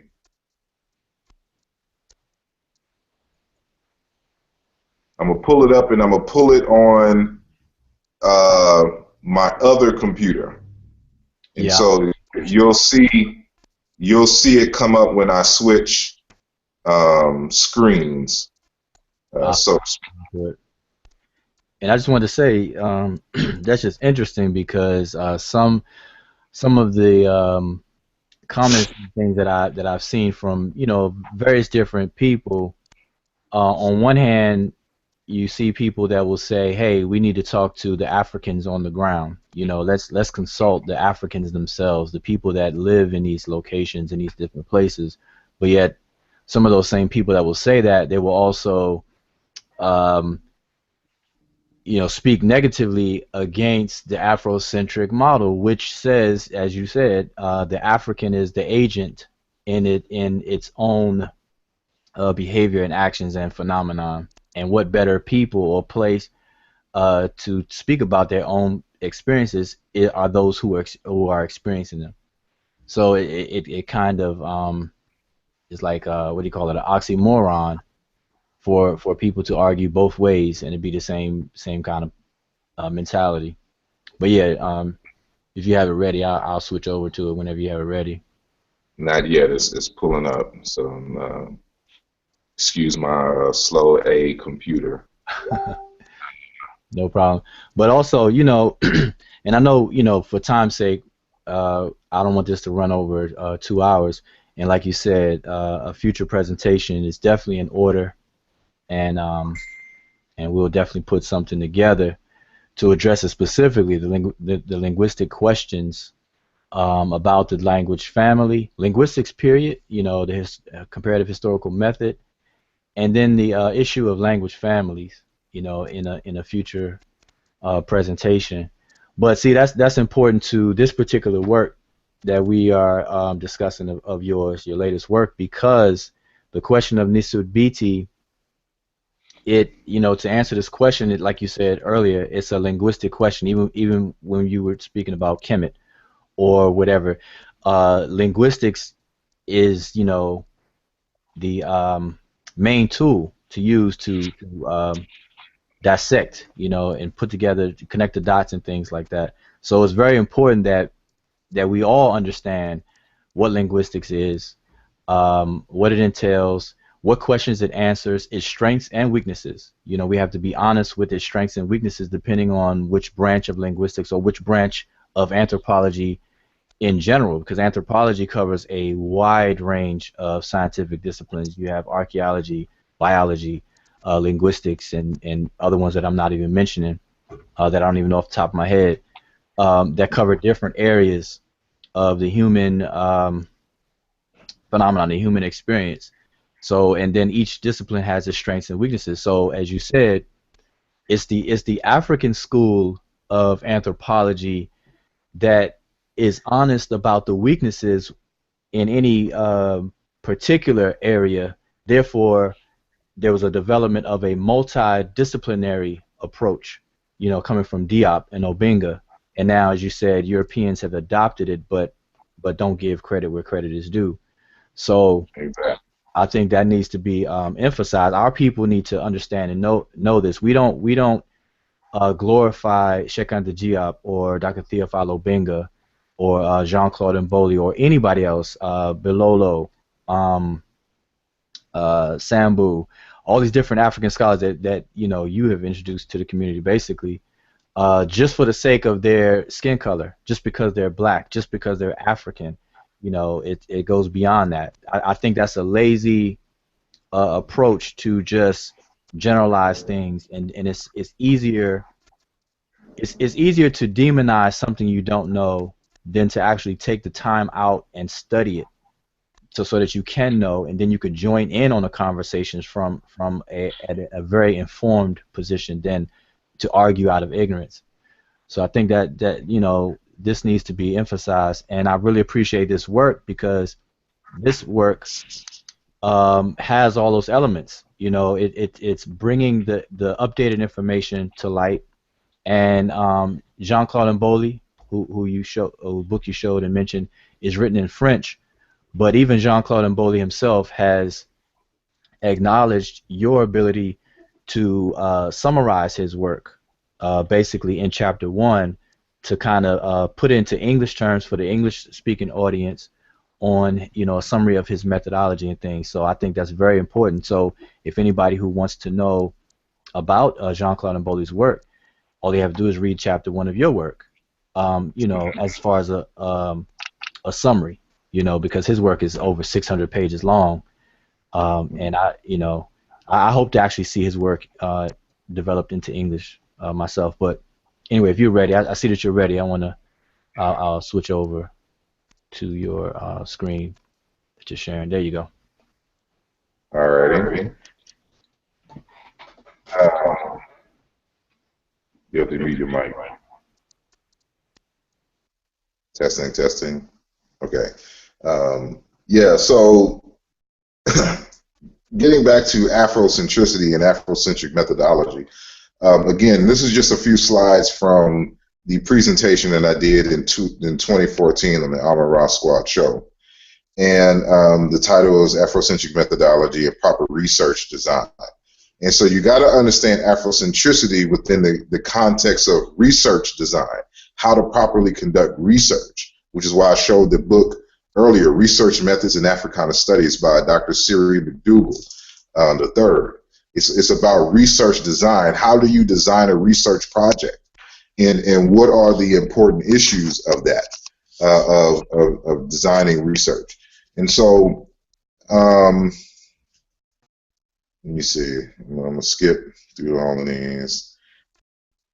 Come on. And so, you know, you have to understand research design within these three particular constructs in terms of qualitative design, quantitative design, and mixed methods design. What I want to deal with briefly here is, quantitative, approach is more mathematical in a sense. And so, those are kind of the things that you would deal with, when you're doing like, mathematics or hard physics and things of this nature, where you have to quantify certain things in a very rigorous way in that sense.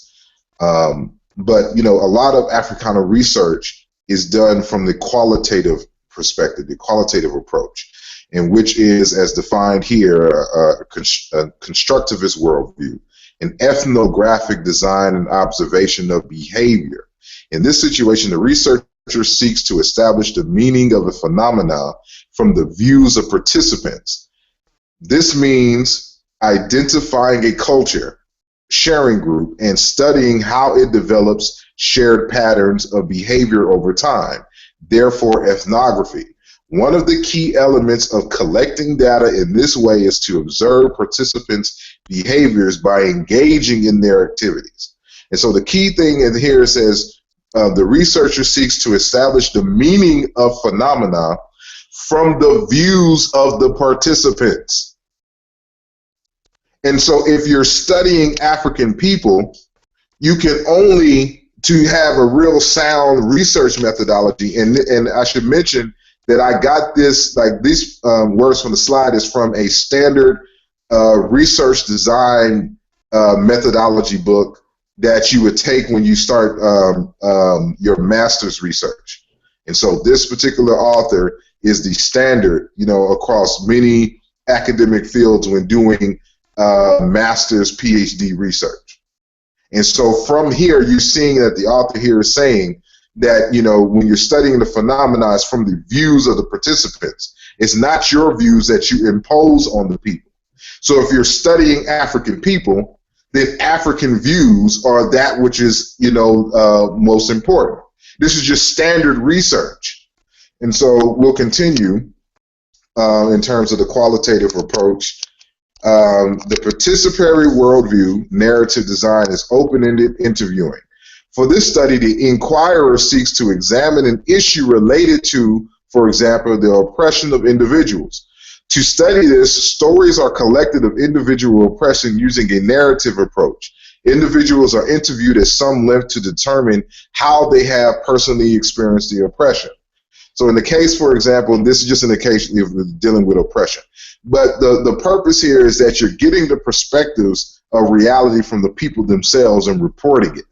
And so it's no different if you're studying ancient Egypt. You're studying ancient Egypt from the perspective of the people themselves, not from Europeans trying to impose their ideas on the ancient Egyptians. And so then you have mixed methods approaches, which is, you know, a mixture of qualitative and quantitative methods. And so this is another key point in terms of the use of theory. So one component of reviewing the literature is to determine what theories might be used to explore the questions in a scholarly study. In quantitative research, researchers often test their theories as an explanation for answers that's supposed to be to their questions. In qualitative research, the use of theory is much more varied. The inquirer may generate a theory as the final outcome of a study and place it at the end of a project, such as in grounded theory. But there's a particular point I want to get to.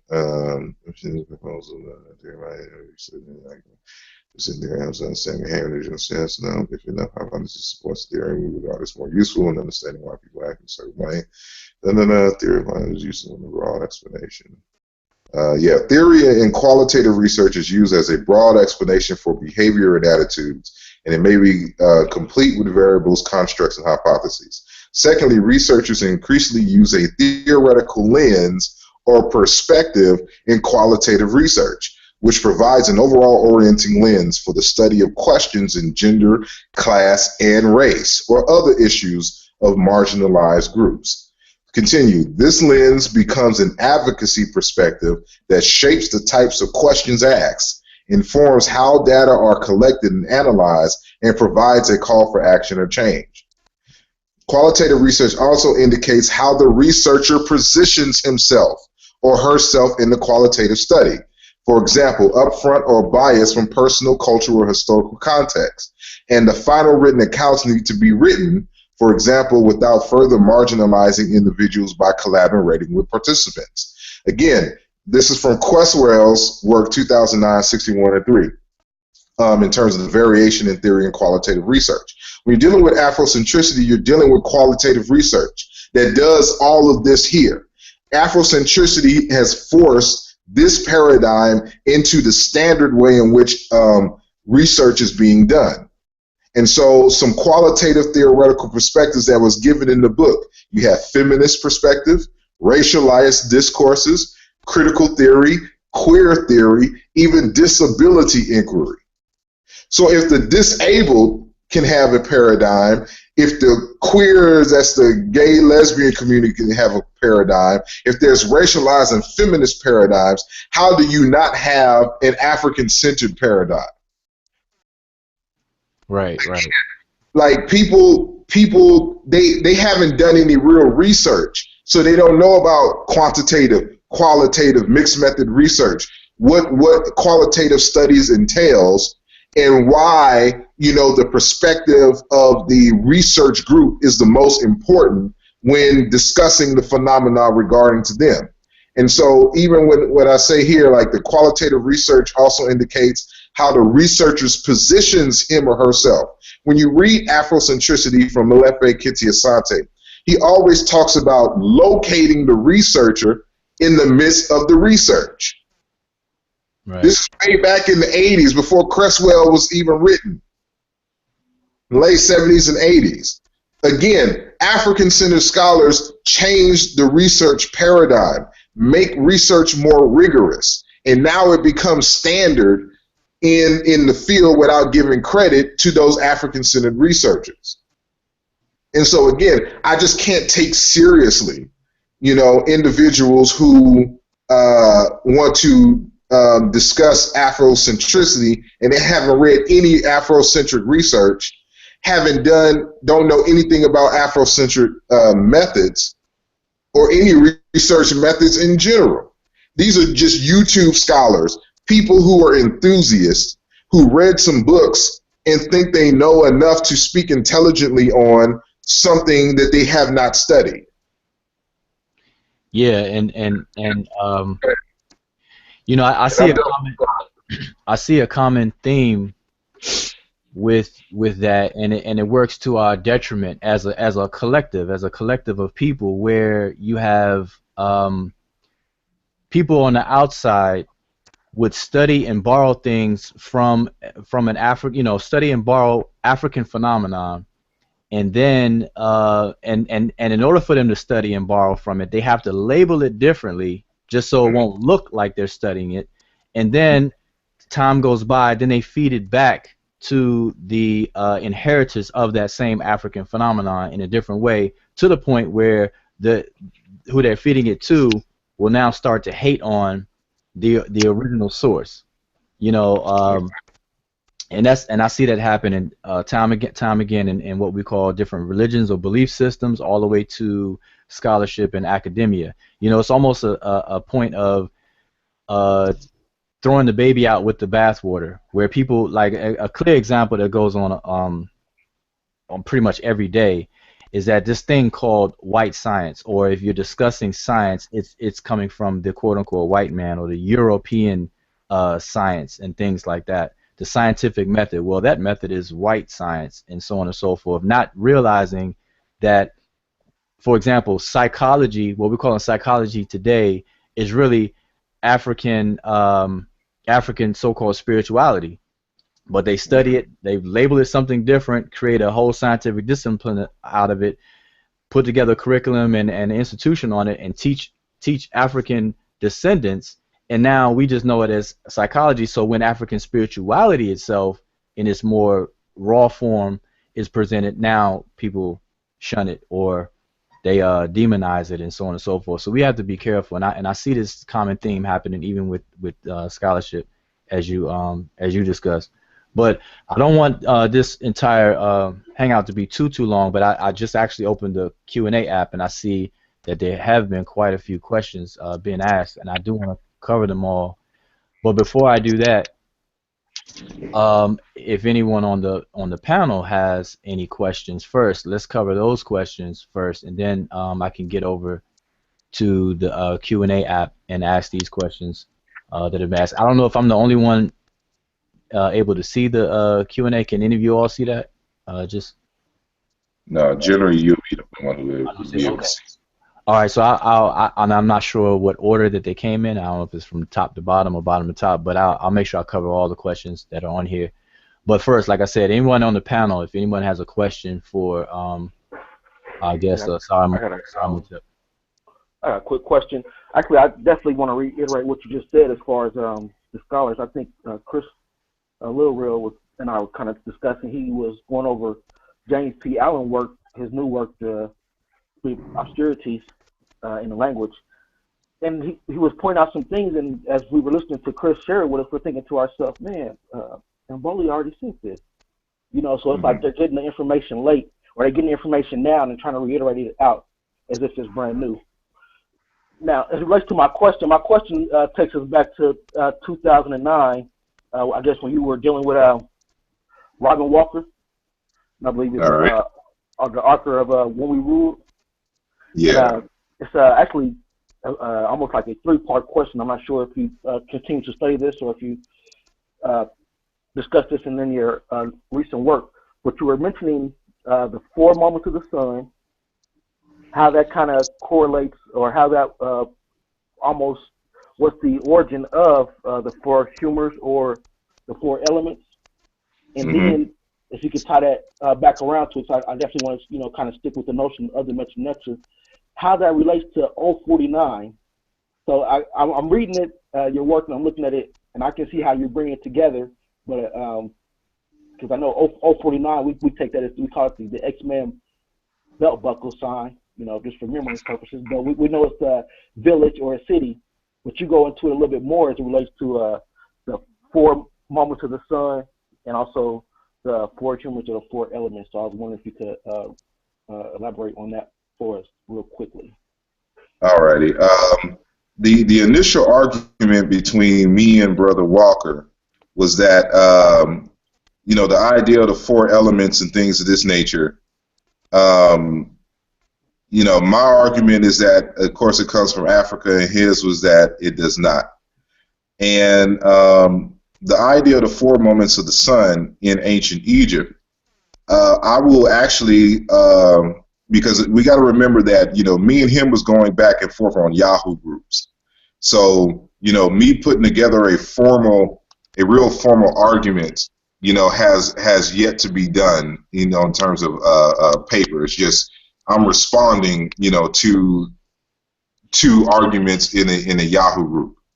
And so with that said, as far as the 049 glyph is concerned, I no longer associate it with the so-called 4 moments of the sun.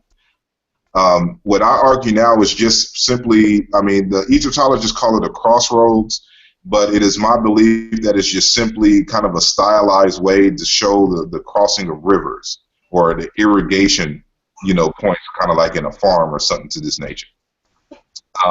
And I go into a little bit of that in, I have a article in my academia.edu page on Kemet, and I outline the basics of my argument for the meaning of Kemet. And there's a section in there that deals with the 049 glyph. And one of the reasons why I argue that it has to deal with water and water channels is because of its interchange with other glyphs that deal with water. And so, the whole argument is made, there. But as far as everything else still stands in terms of the relationship between the 4 moments of the sun, that ideology and what you find in ancient Egypt. As a matter of fact, from that argument, in terms of the 2009, that kind of spearheaded some of the research into the god Ra. And a more refined argument is going to be included in my future text on the god Ra. And so you'll get a better understanding, because one of the things that I argue is that Ra comes from Central Africa and made its way into the Nile Valley under the guise as Ra. But you can still find Ra known as Kalunga in Central Africa in terms of the Bakongo people. And it's Malungu in other areas, in terms of East Africa is concerned. Sometimes it's Mungu, the L or R has been dropped, Marungu, Mtunga. Matter of fact, the word Aten, we pronounce Aten, is another variation of the word Ra.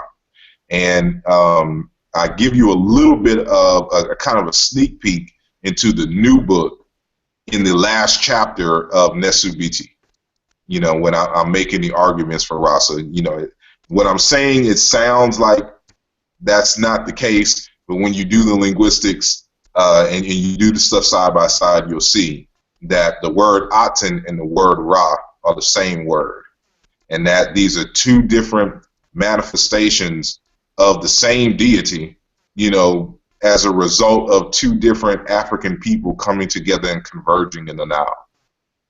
And in certain other places, it is still, like for, even the word for sun is in Tongwa. Because when you say Ra, it's really not Ra. You're really supposed to write RA.W for those who know how to transliterate, the ancient Egyptian word Ra. It's really a RA.W. And, in certain places in West Africa, it's like Rigwe, as that's how you say it. But in the Congo, they pronounce it more ancestrally, which is in Tongwe. But amongst the Bantu on the east, like towards the Great Lakes, it is Lungu, Murungu, and stuff like this. And then you still get it in Kalunga in terms of the Bakongo people in Central Africa. But all that is explained in the last chapter. And then I'm going to get more elaborate and go with all of the proofs in the book of Ra itself. But in that series of proofs is going to be the discussion of the 4 moments of the sun in relationship to ancient Egypt. And you may have, I don't know if you had a chance to see my presentation at the Sonnetter event on science, but I give you a preview there in terms of the 4 moments of the sun and stuff to this nature in relationship and how you can find it in the Bantu V in ancient Egypt. As part of that discussion, but it'll be a lot more formal, in this this upcoming text. All right. Like I said, I do want to get to some of the questions. I don't know if they bump each other out, but I'm seeing a couple of questions on the Q&A app. So I'm gonna... You have to accept it, or and then end it once the question has been answered. All right, so let me go to the bottom. I believe it's bottom up, maybe. It's actually the top down. The top down is the oldest. So the bottom, with the new ones, it comes after it. Okay, I must have missed one because this first one's not making quite sense here. All right, let's see here. All right, I guess this is general. This is coming from brother Seshew Maa Amin or Amun. All right. And he's asking, with our study of linguistics, what have we proven to date? And I'm assuming, where we stand now with linguistics, where, I guess he's asking, where are we, what are we able to prove, or what is of value? I mean, that's the only way I could take the question. I'm not sure if that's really kind of a well-formed question, but I will attempt to answer with an example. It really just depends on the kinds of questions that you're asking. And so, different forms, there's different aspects of linguistics, and historical comparative linguistics is just one. You have socio linguistics, you have anthropological linguistics, and so different forms of linguistics have certain different methods to answer certain different questions. So if you're dealing with historical comparative linguistics asks the question, are two or more languages related? And if they are related, how can we demonstrate this? What is the common parent that gave birth to these two or more related languages? And so that's when you come into the use of the historical comparative method, because it answers the question, are these languages related? So, for example, Jean-Claude Mboli, in his initial, because it took him 10 years to write this and come to this conclusion. In his initial research question was, is the ancient Egyptian language related to his native Sango language in the Central African Republic? So that's where the Sango language is spoken. So is ancient Egyptian related to my Sango language? I'm speaking as if I am in Mboli. And so the historical comparative method, when applied, demonstrated that Sango and Middle Egyptian come from the same parent. The same parent gave birth to both of those speech communities. And so that one question, has been answered as a result of the historical comparative linguistics. And so it just depends on what questions you're asking to see if these particular questions have been answered and what tools are available in order to answer those questions. Mm-hmm. All right. And I'm going down to the next question. This question coming from brother Nsw.t Bjt.j, and he's asking, are there any African languages that have not been deciphered yet that can be important in the linkage of language families? You wouldn't. How should I say? It's not an issue of have there been any African languages that have been deciphered. It's when you say deciphered, you're speaking of a writing script. And so the question is, are there any writing scripts in Africa that have not been deciphered as of yet? And one of those scripts is the so-called Meroitic script. The Meroitic script is attached to a language that researchers do not know what the language is. And so it's an ongoing research interest to find and discover the language that is associated with the script, so we can actually read the contents of the script.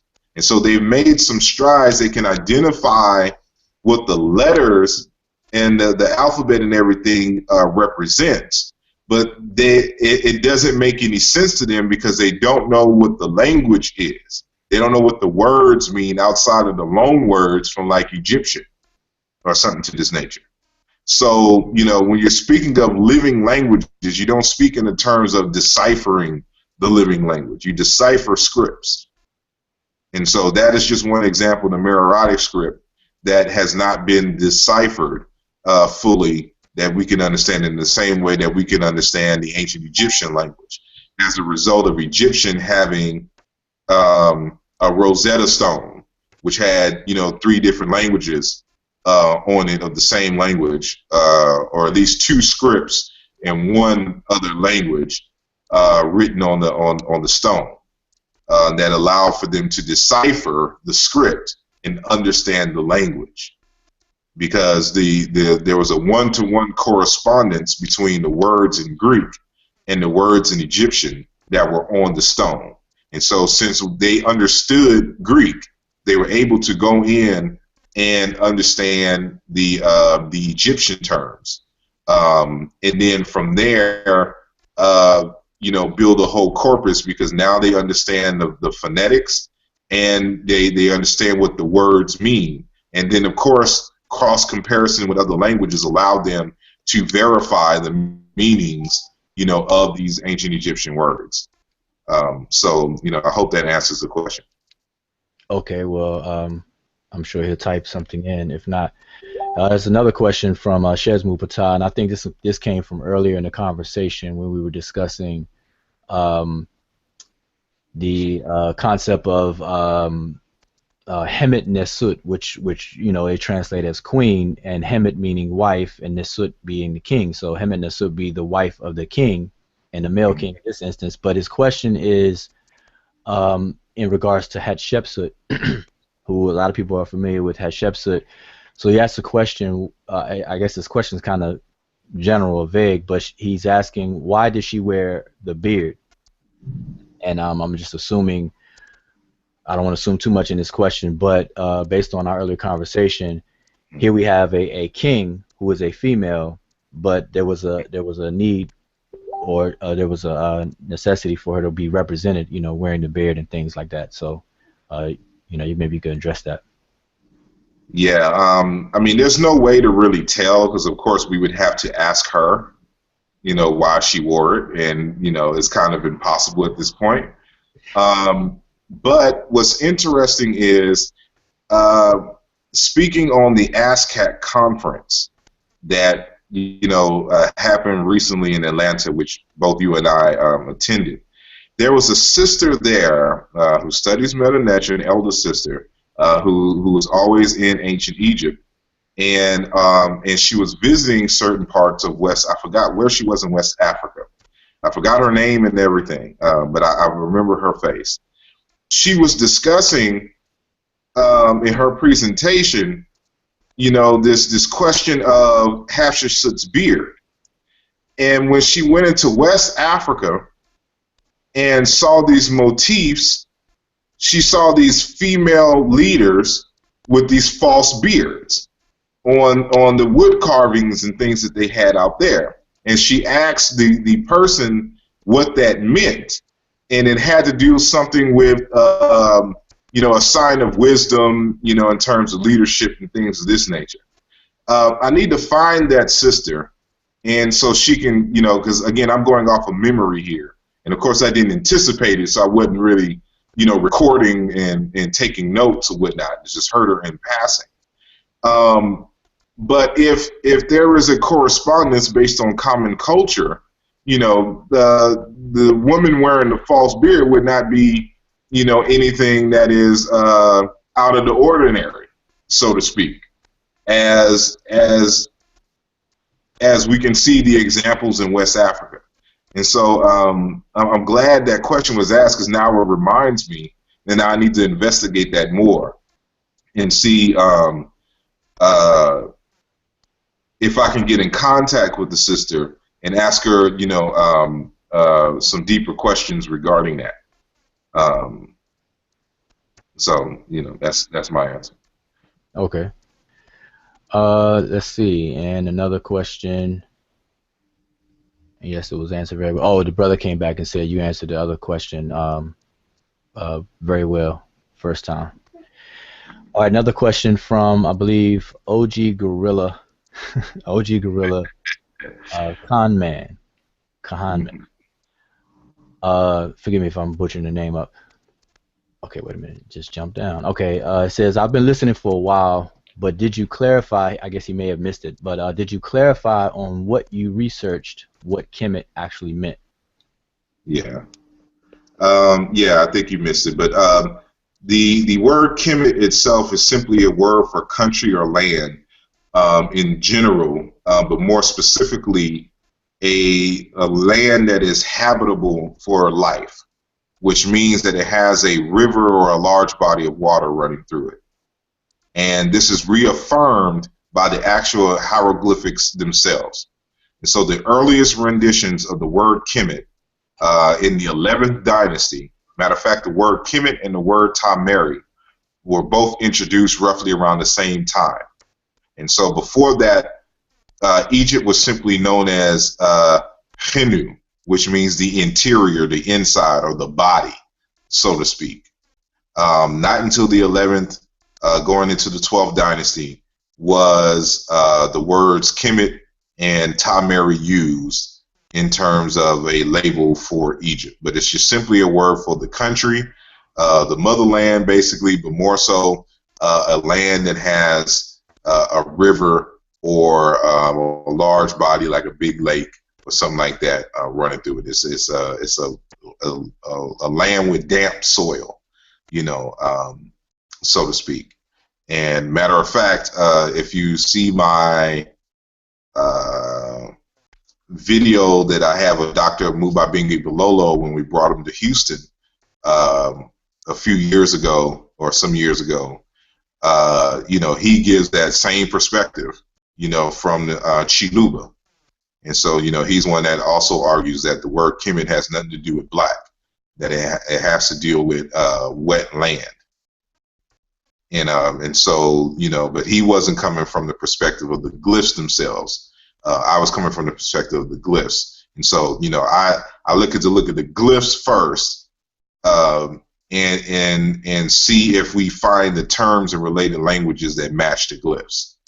Because the glyphs are going to tell you everything you need to know for the most part. There are some that just give you no clue, which more than likely means that it's a loan word coming from another language or something like that, if they don't understand its meaning.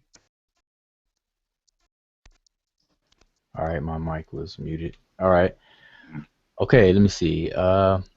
Any other questions here? And I guess this must be a follow-up question from Sheshew Maa was asking, do we have any examples of Egyptian queens or female kings wearing the false beard? I'm not sure right off the bat. I'm not sure. I don't think so. Because some of the king, I mean, we don't have like a lot of their statues. Some of the female queens, we don't have a lot of their statues. Some of them have just come by way of name, and so we don't know how they depict themselves. And so, again, you know, that's something as far as the beard is concerned, I would have to do some investigation. All right. All right, and that's and then we have one question from Facebook itself. This will pretty much wrap it up. This is from a brother Sean Phillips, and he says, "Sar, peace." He asks, how much preparation went into constructing your book, and then he says he hasn't purchased yet, but he definitely plans to. And also, when you first got into the language, what was your hurdles? What were the hurdles that you faced trying to learn Medew Netcher or sS-mdw-nTr? Well, as far as the first question is concerned, that's kind of hard to say because, again, a lot of this research is coming from notes, you know, starting as early as 16 years ago.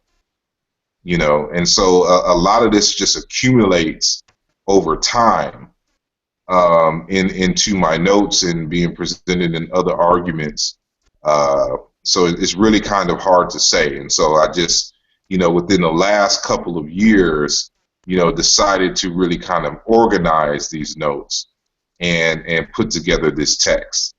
And actually, you know, in all honesty, you know, the inspiration of a lot of this comes from a chapter in another book, but a lot of this was just supposed to be a chapter in the book on Ra. But I felt that it would inflate the book of Ra, you know, dealing with all of this information. So I made it its own separate book. Mm-hmm. And so the reason why is why I included the last certain parts of the last chapter is because I'm arguing that the word Ra is a word for king. And what is a word for king in terms of Ra? Ra, I argue, means the one who puts things in order. It has to deal with one who arranges methodically and puts things in order. And so that's one of the definitions of a king, you know, in African languages. So, you know, what we would call a king for the Africans is one who would put something in order, one who makes things straight. You know, another word for king is just simply a word for elder, you know. And so I'm dealing with kingship in general, but more so Nsw.t Bjt.j specifically, but I also deal with kingship in general. So you're going to find several different words for the word for king and their definitions in this particular text. And this text, again, I'm introducing, just giving you a heads up for what you're going to see in the book of Ra. And so I'm going to be arguing that the word Ra and the word Ma'at are one and the same. That, you know, there's a reason why Ra and Ma'at came out around the same time, because they're built off the same fundamental linguistic root, which, you know, goes into the myth and the characterization of them both. And so Ma'at is the abstract concept of the verb, you know, of putting things in order. And matter of fact, when you talk about Rex and royal in English, that is, you're saying the word Ra. That's how you properly pronounce it, you know, because the word Ra is really an RK value, like Rek. And, you know, and with the W, it's like Rekeru, Rekweru, or something like that. But it's Mulungu. The K is an NG sound a lot in a lot of the Bantu languages. And so, and to the second question, which was it again? He had asked, you know, just what were some of the hurdles that you faced in learning Medew Netcher? Well, you know, I came into Medew Netcher, well, how should I say? My hurdle was not necessarily learning the script and language itself, because you know, by the year 2000, there's a whole bunch of books on Medew Netcher. You know, it doesn't take much to learn the script. You know, they've been doing that work for a while. But I had deeper questions because I understand African culture. I understood a bit about African languages and psychology. The hurdle was trying to properly define certain phenomena in ancient Egypt. And so, you know, like when you're dealing with Ma'at, when you're dealing with these deities, what are the real names? What are the real conceptualizations behind them? You know, and so this is what kind of compelled my work. If you kind of pay attention to my work, is really re-examining major Egyptian themes, major Egyptian concepts, and looking at them from an African lens.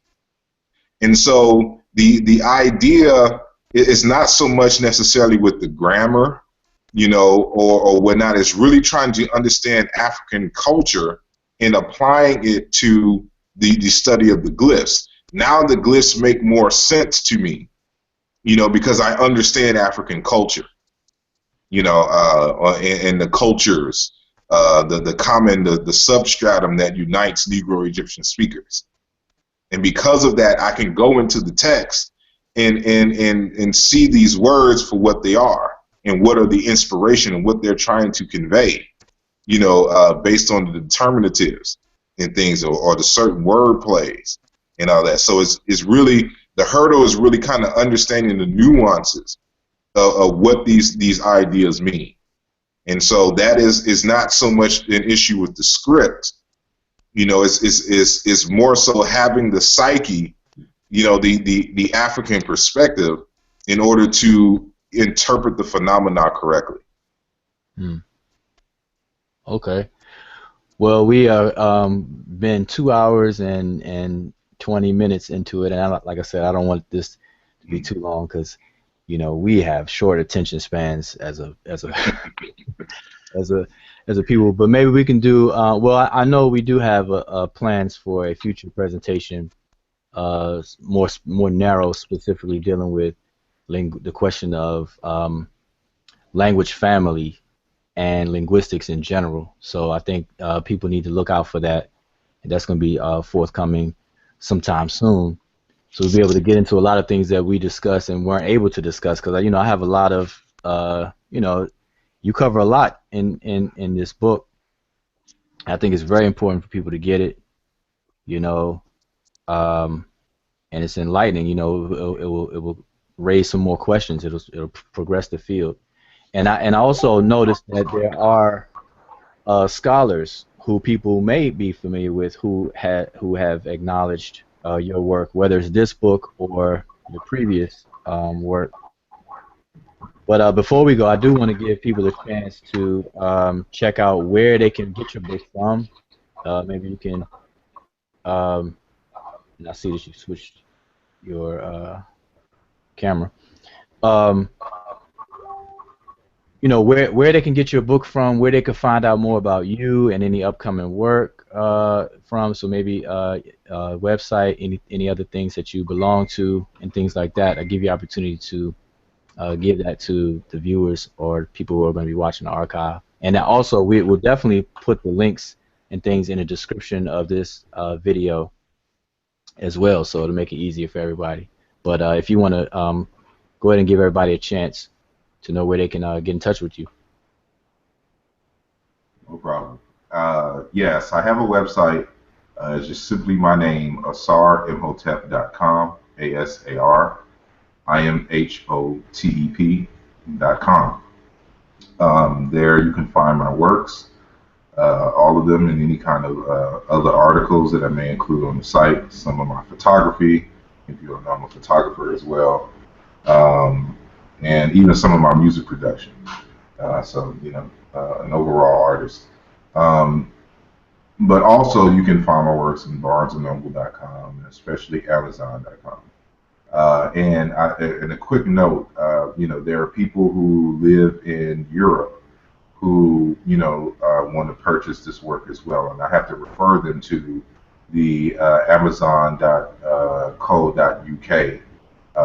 you know, to basically order from there, you know, so it'll be in the currency and everything that you're used to, and you'll have the proper shipping rates and stuff like that for it to ship from the United States, you know, to Europe or Africa and whatnot. You have to go through the Amazon UK website. My website, the shipping and stuff is not going to do the overseas. So yeah, that's where you can find me. I have a Facebook webpage, the Asar Imhotep. Some may know me from my government name. I have 2 of those pages as well, in terms of Harold Johnson. Where else? I'm on Twitter. I'm rarely there, but I'm on Twitter. I don't have an Instagram page or any other social media. But, you know, for the most part, Twitter, Facebook, my website, AsarImhotep.com, is where you can find me. All right. Well, that's good. Well, you know, I want to thank you for taking your time out, because I know that just knowing what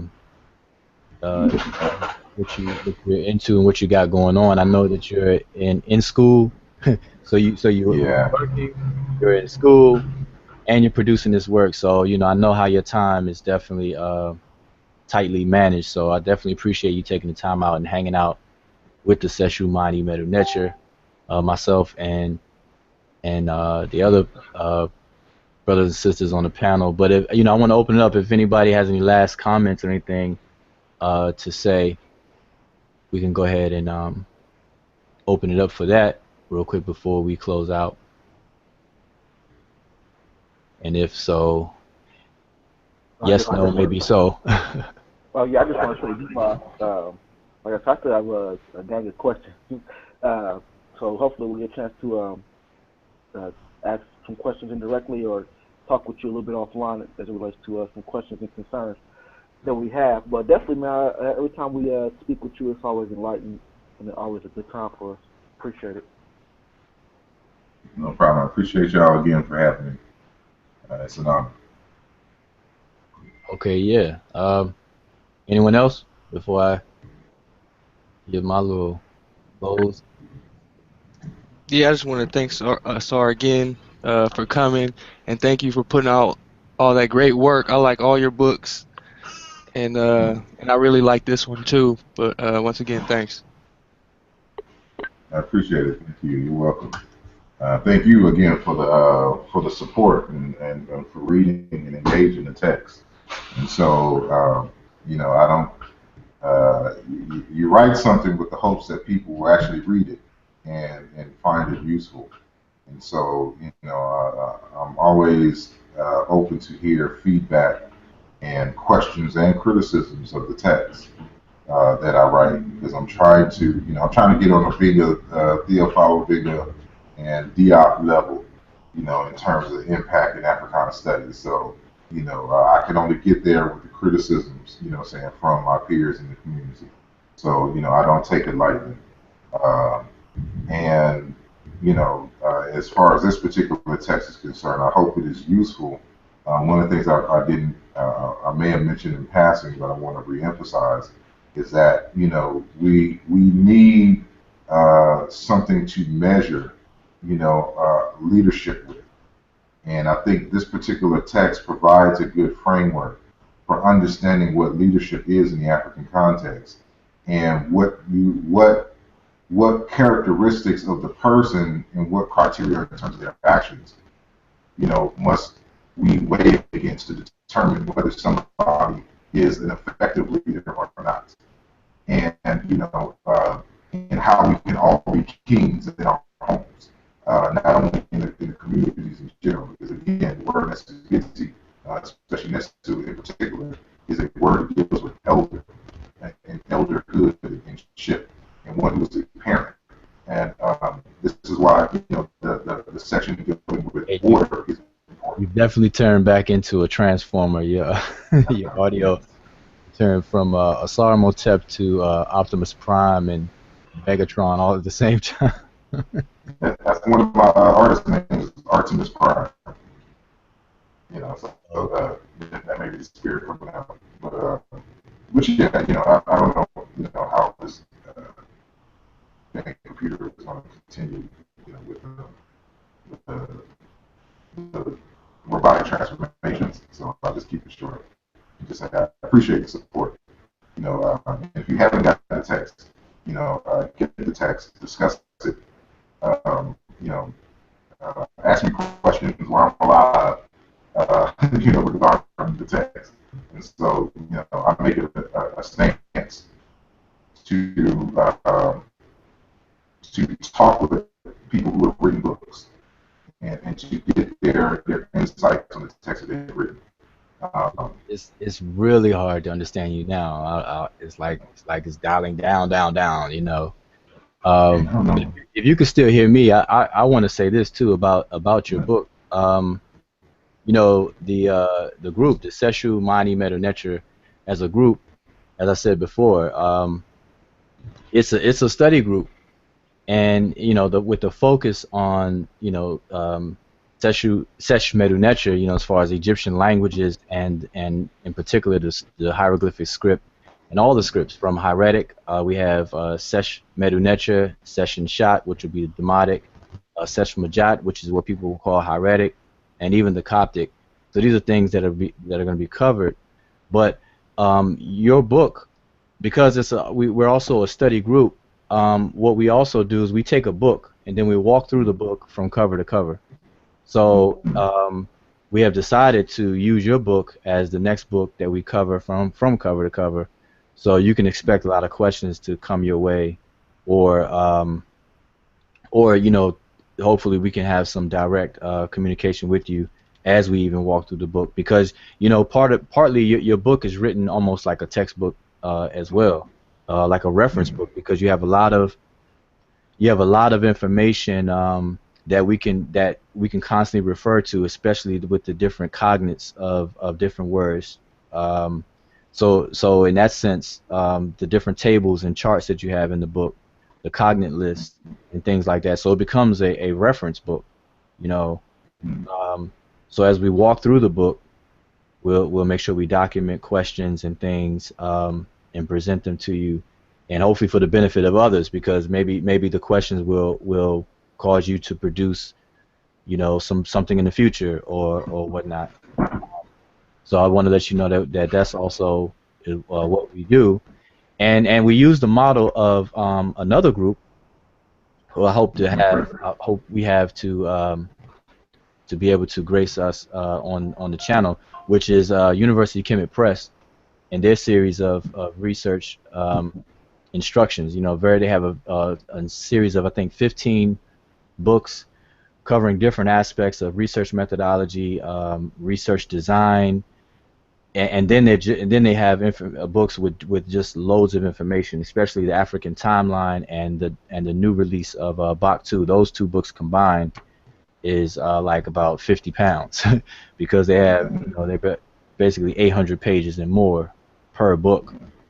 But we utilize the study teams methods that they have in their books, the teaching teams, study teams, and the book called SIBA, which basically outlines the methodology and the study methods, forming study teams. So this is our approach. So we put to use our own scholars' work, our own you know, colleagues' work, friends' work. If you're going to put the work out there, we're going to definitely support. But we don't just support by lip service. We support by actually making it actionable, applying it. So your book is definitely going to be one of those works. So I don't know if your audio cleared up, but I would just want to let you know that. I appreciate it greatly. Thank you. I look forward to your insights. And speaking of groups centered, well, y'all group is centered around, you know, the language, but I will be creating a group that is centered around Jean-Claude Mbowdi's work in the future. It's kind of super bright because it's light, but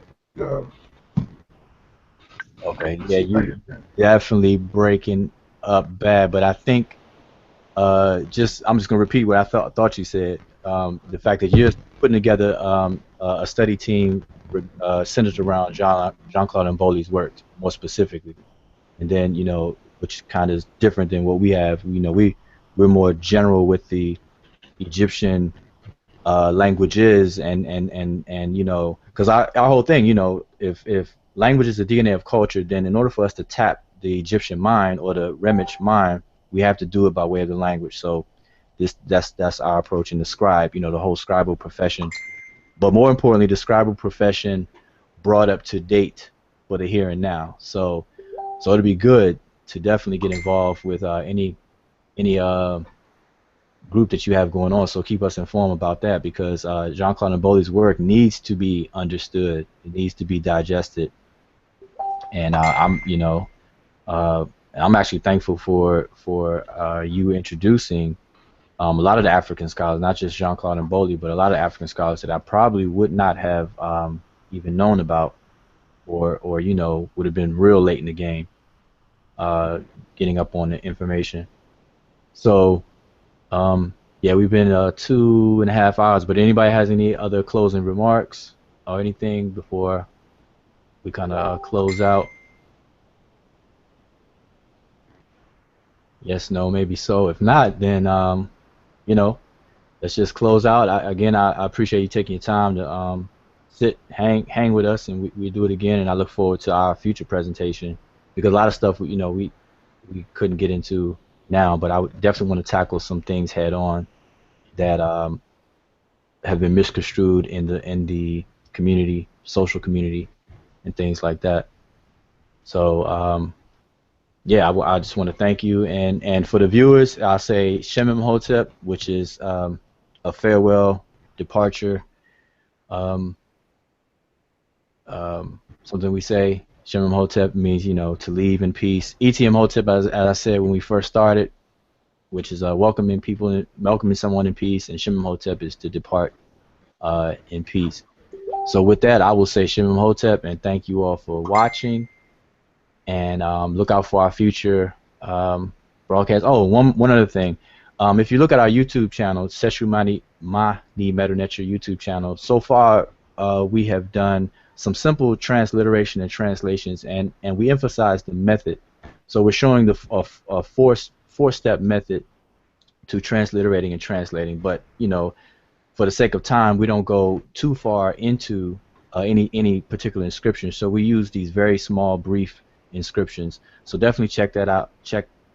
And any questions, you can join the Facebook group or even the website, www.medewnetcher.com. That's mdw-ntr.com, which is the main website where we have the classes. We have the book. You can purchase the book for the classes there, and as well as flashcards, and to just keep up with what we're doing and what we got going on. So with that, I'll say Shem Imhotep, and I'll see you all next time.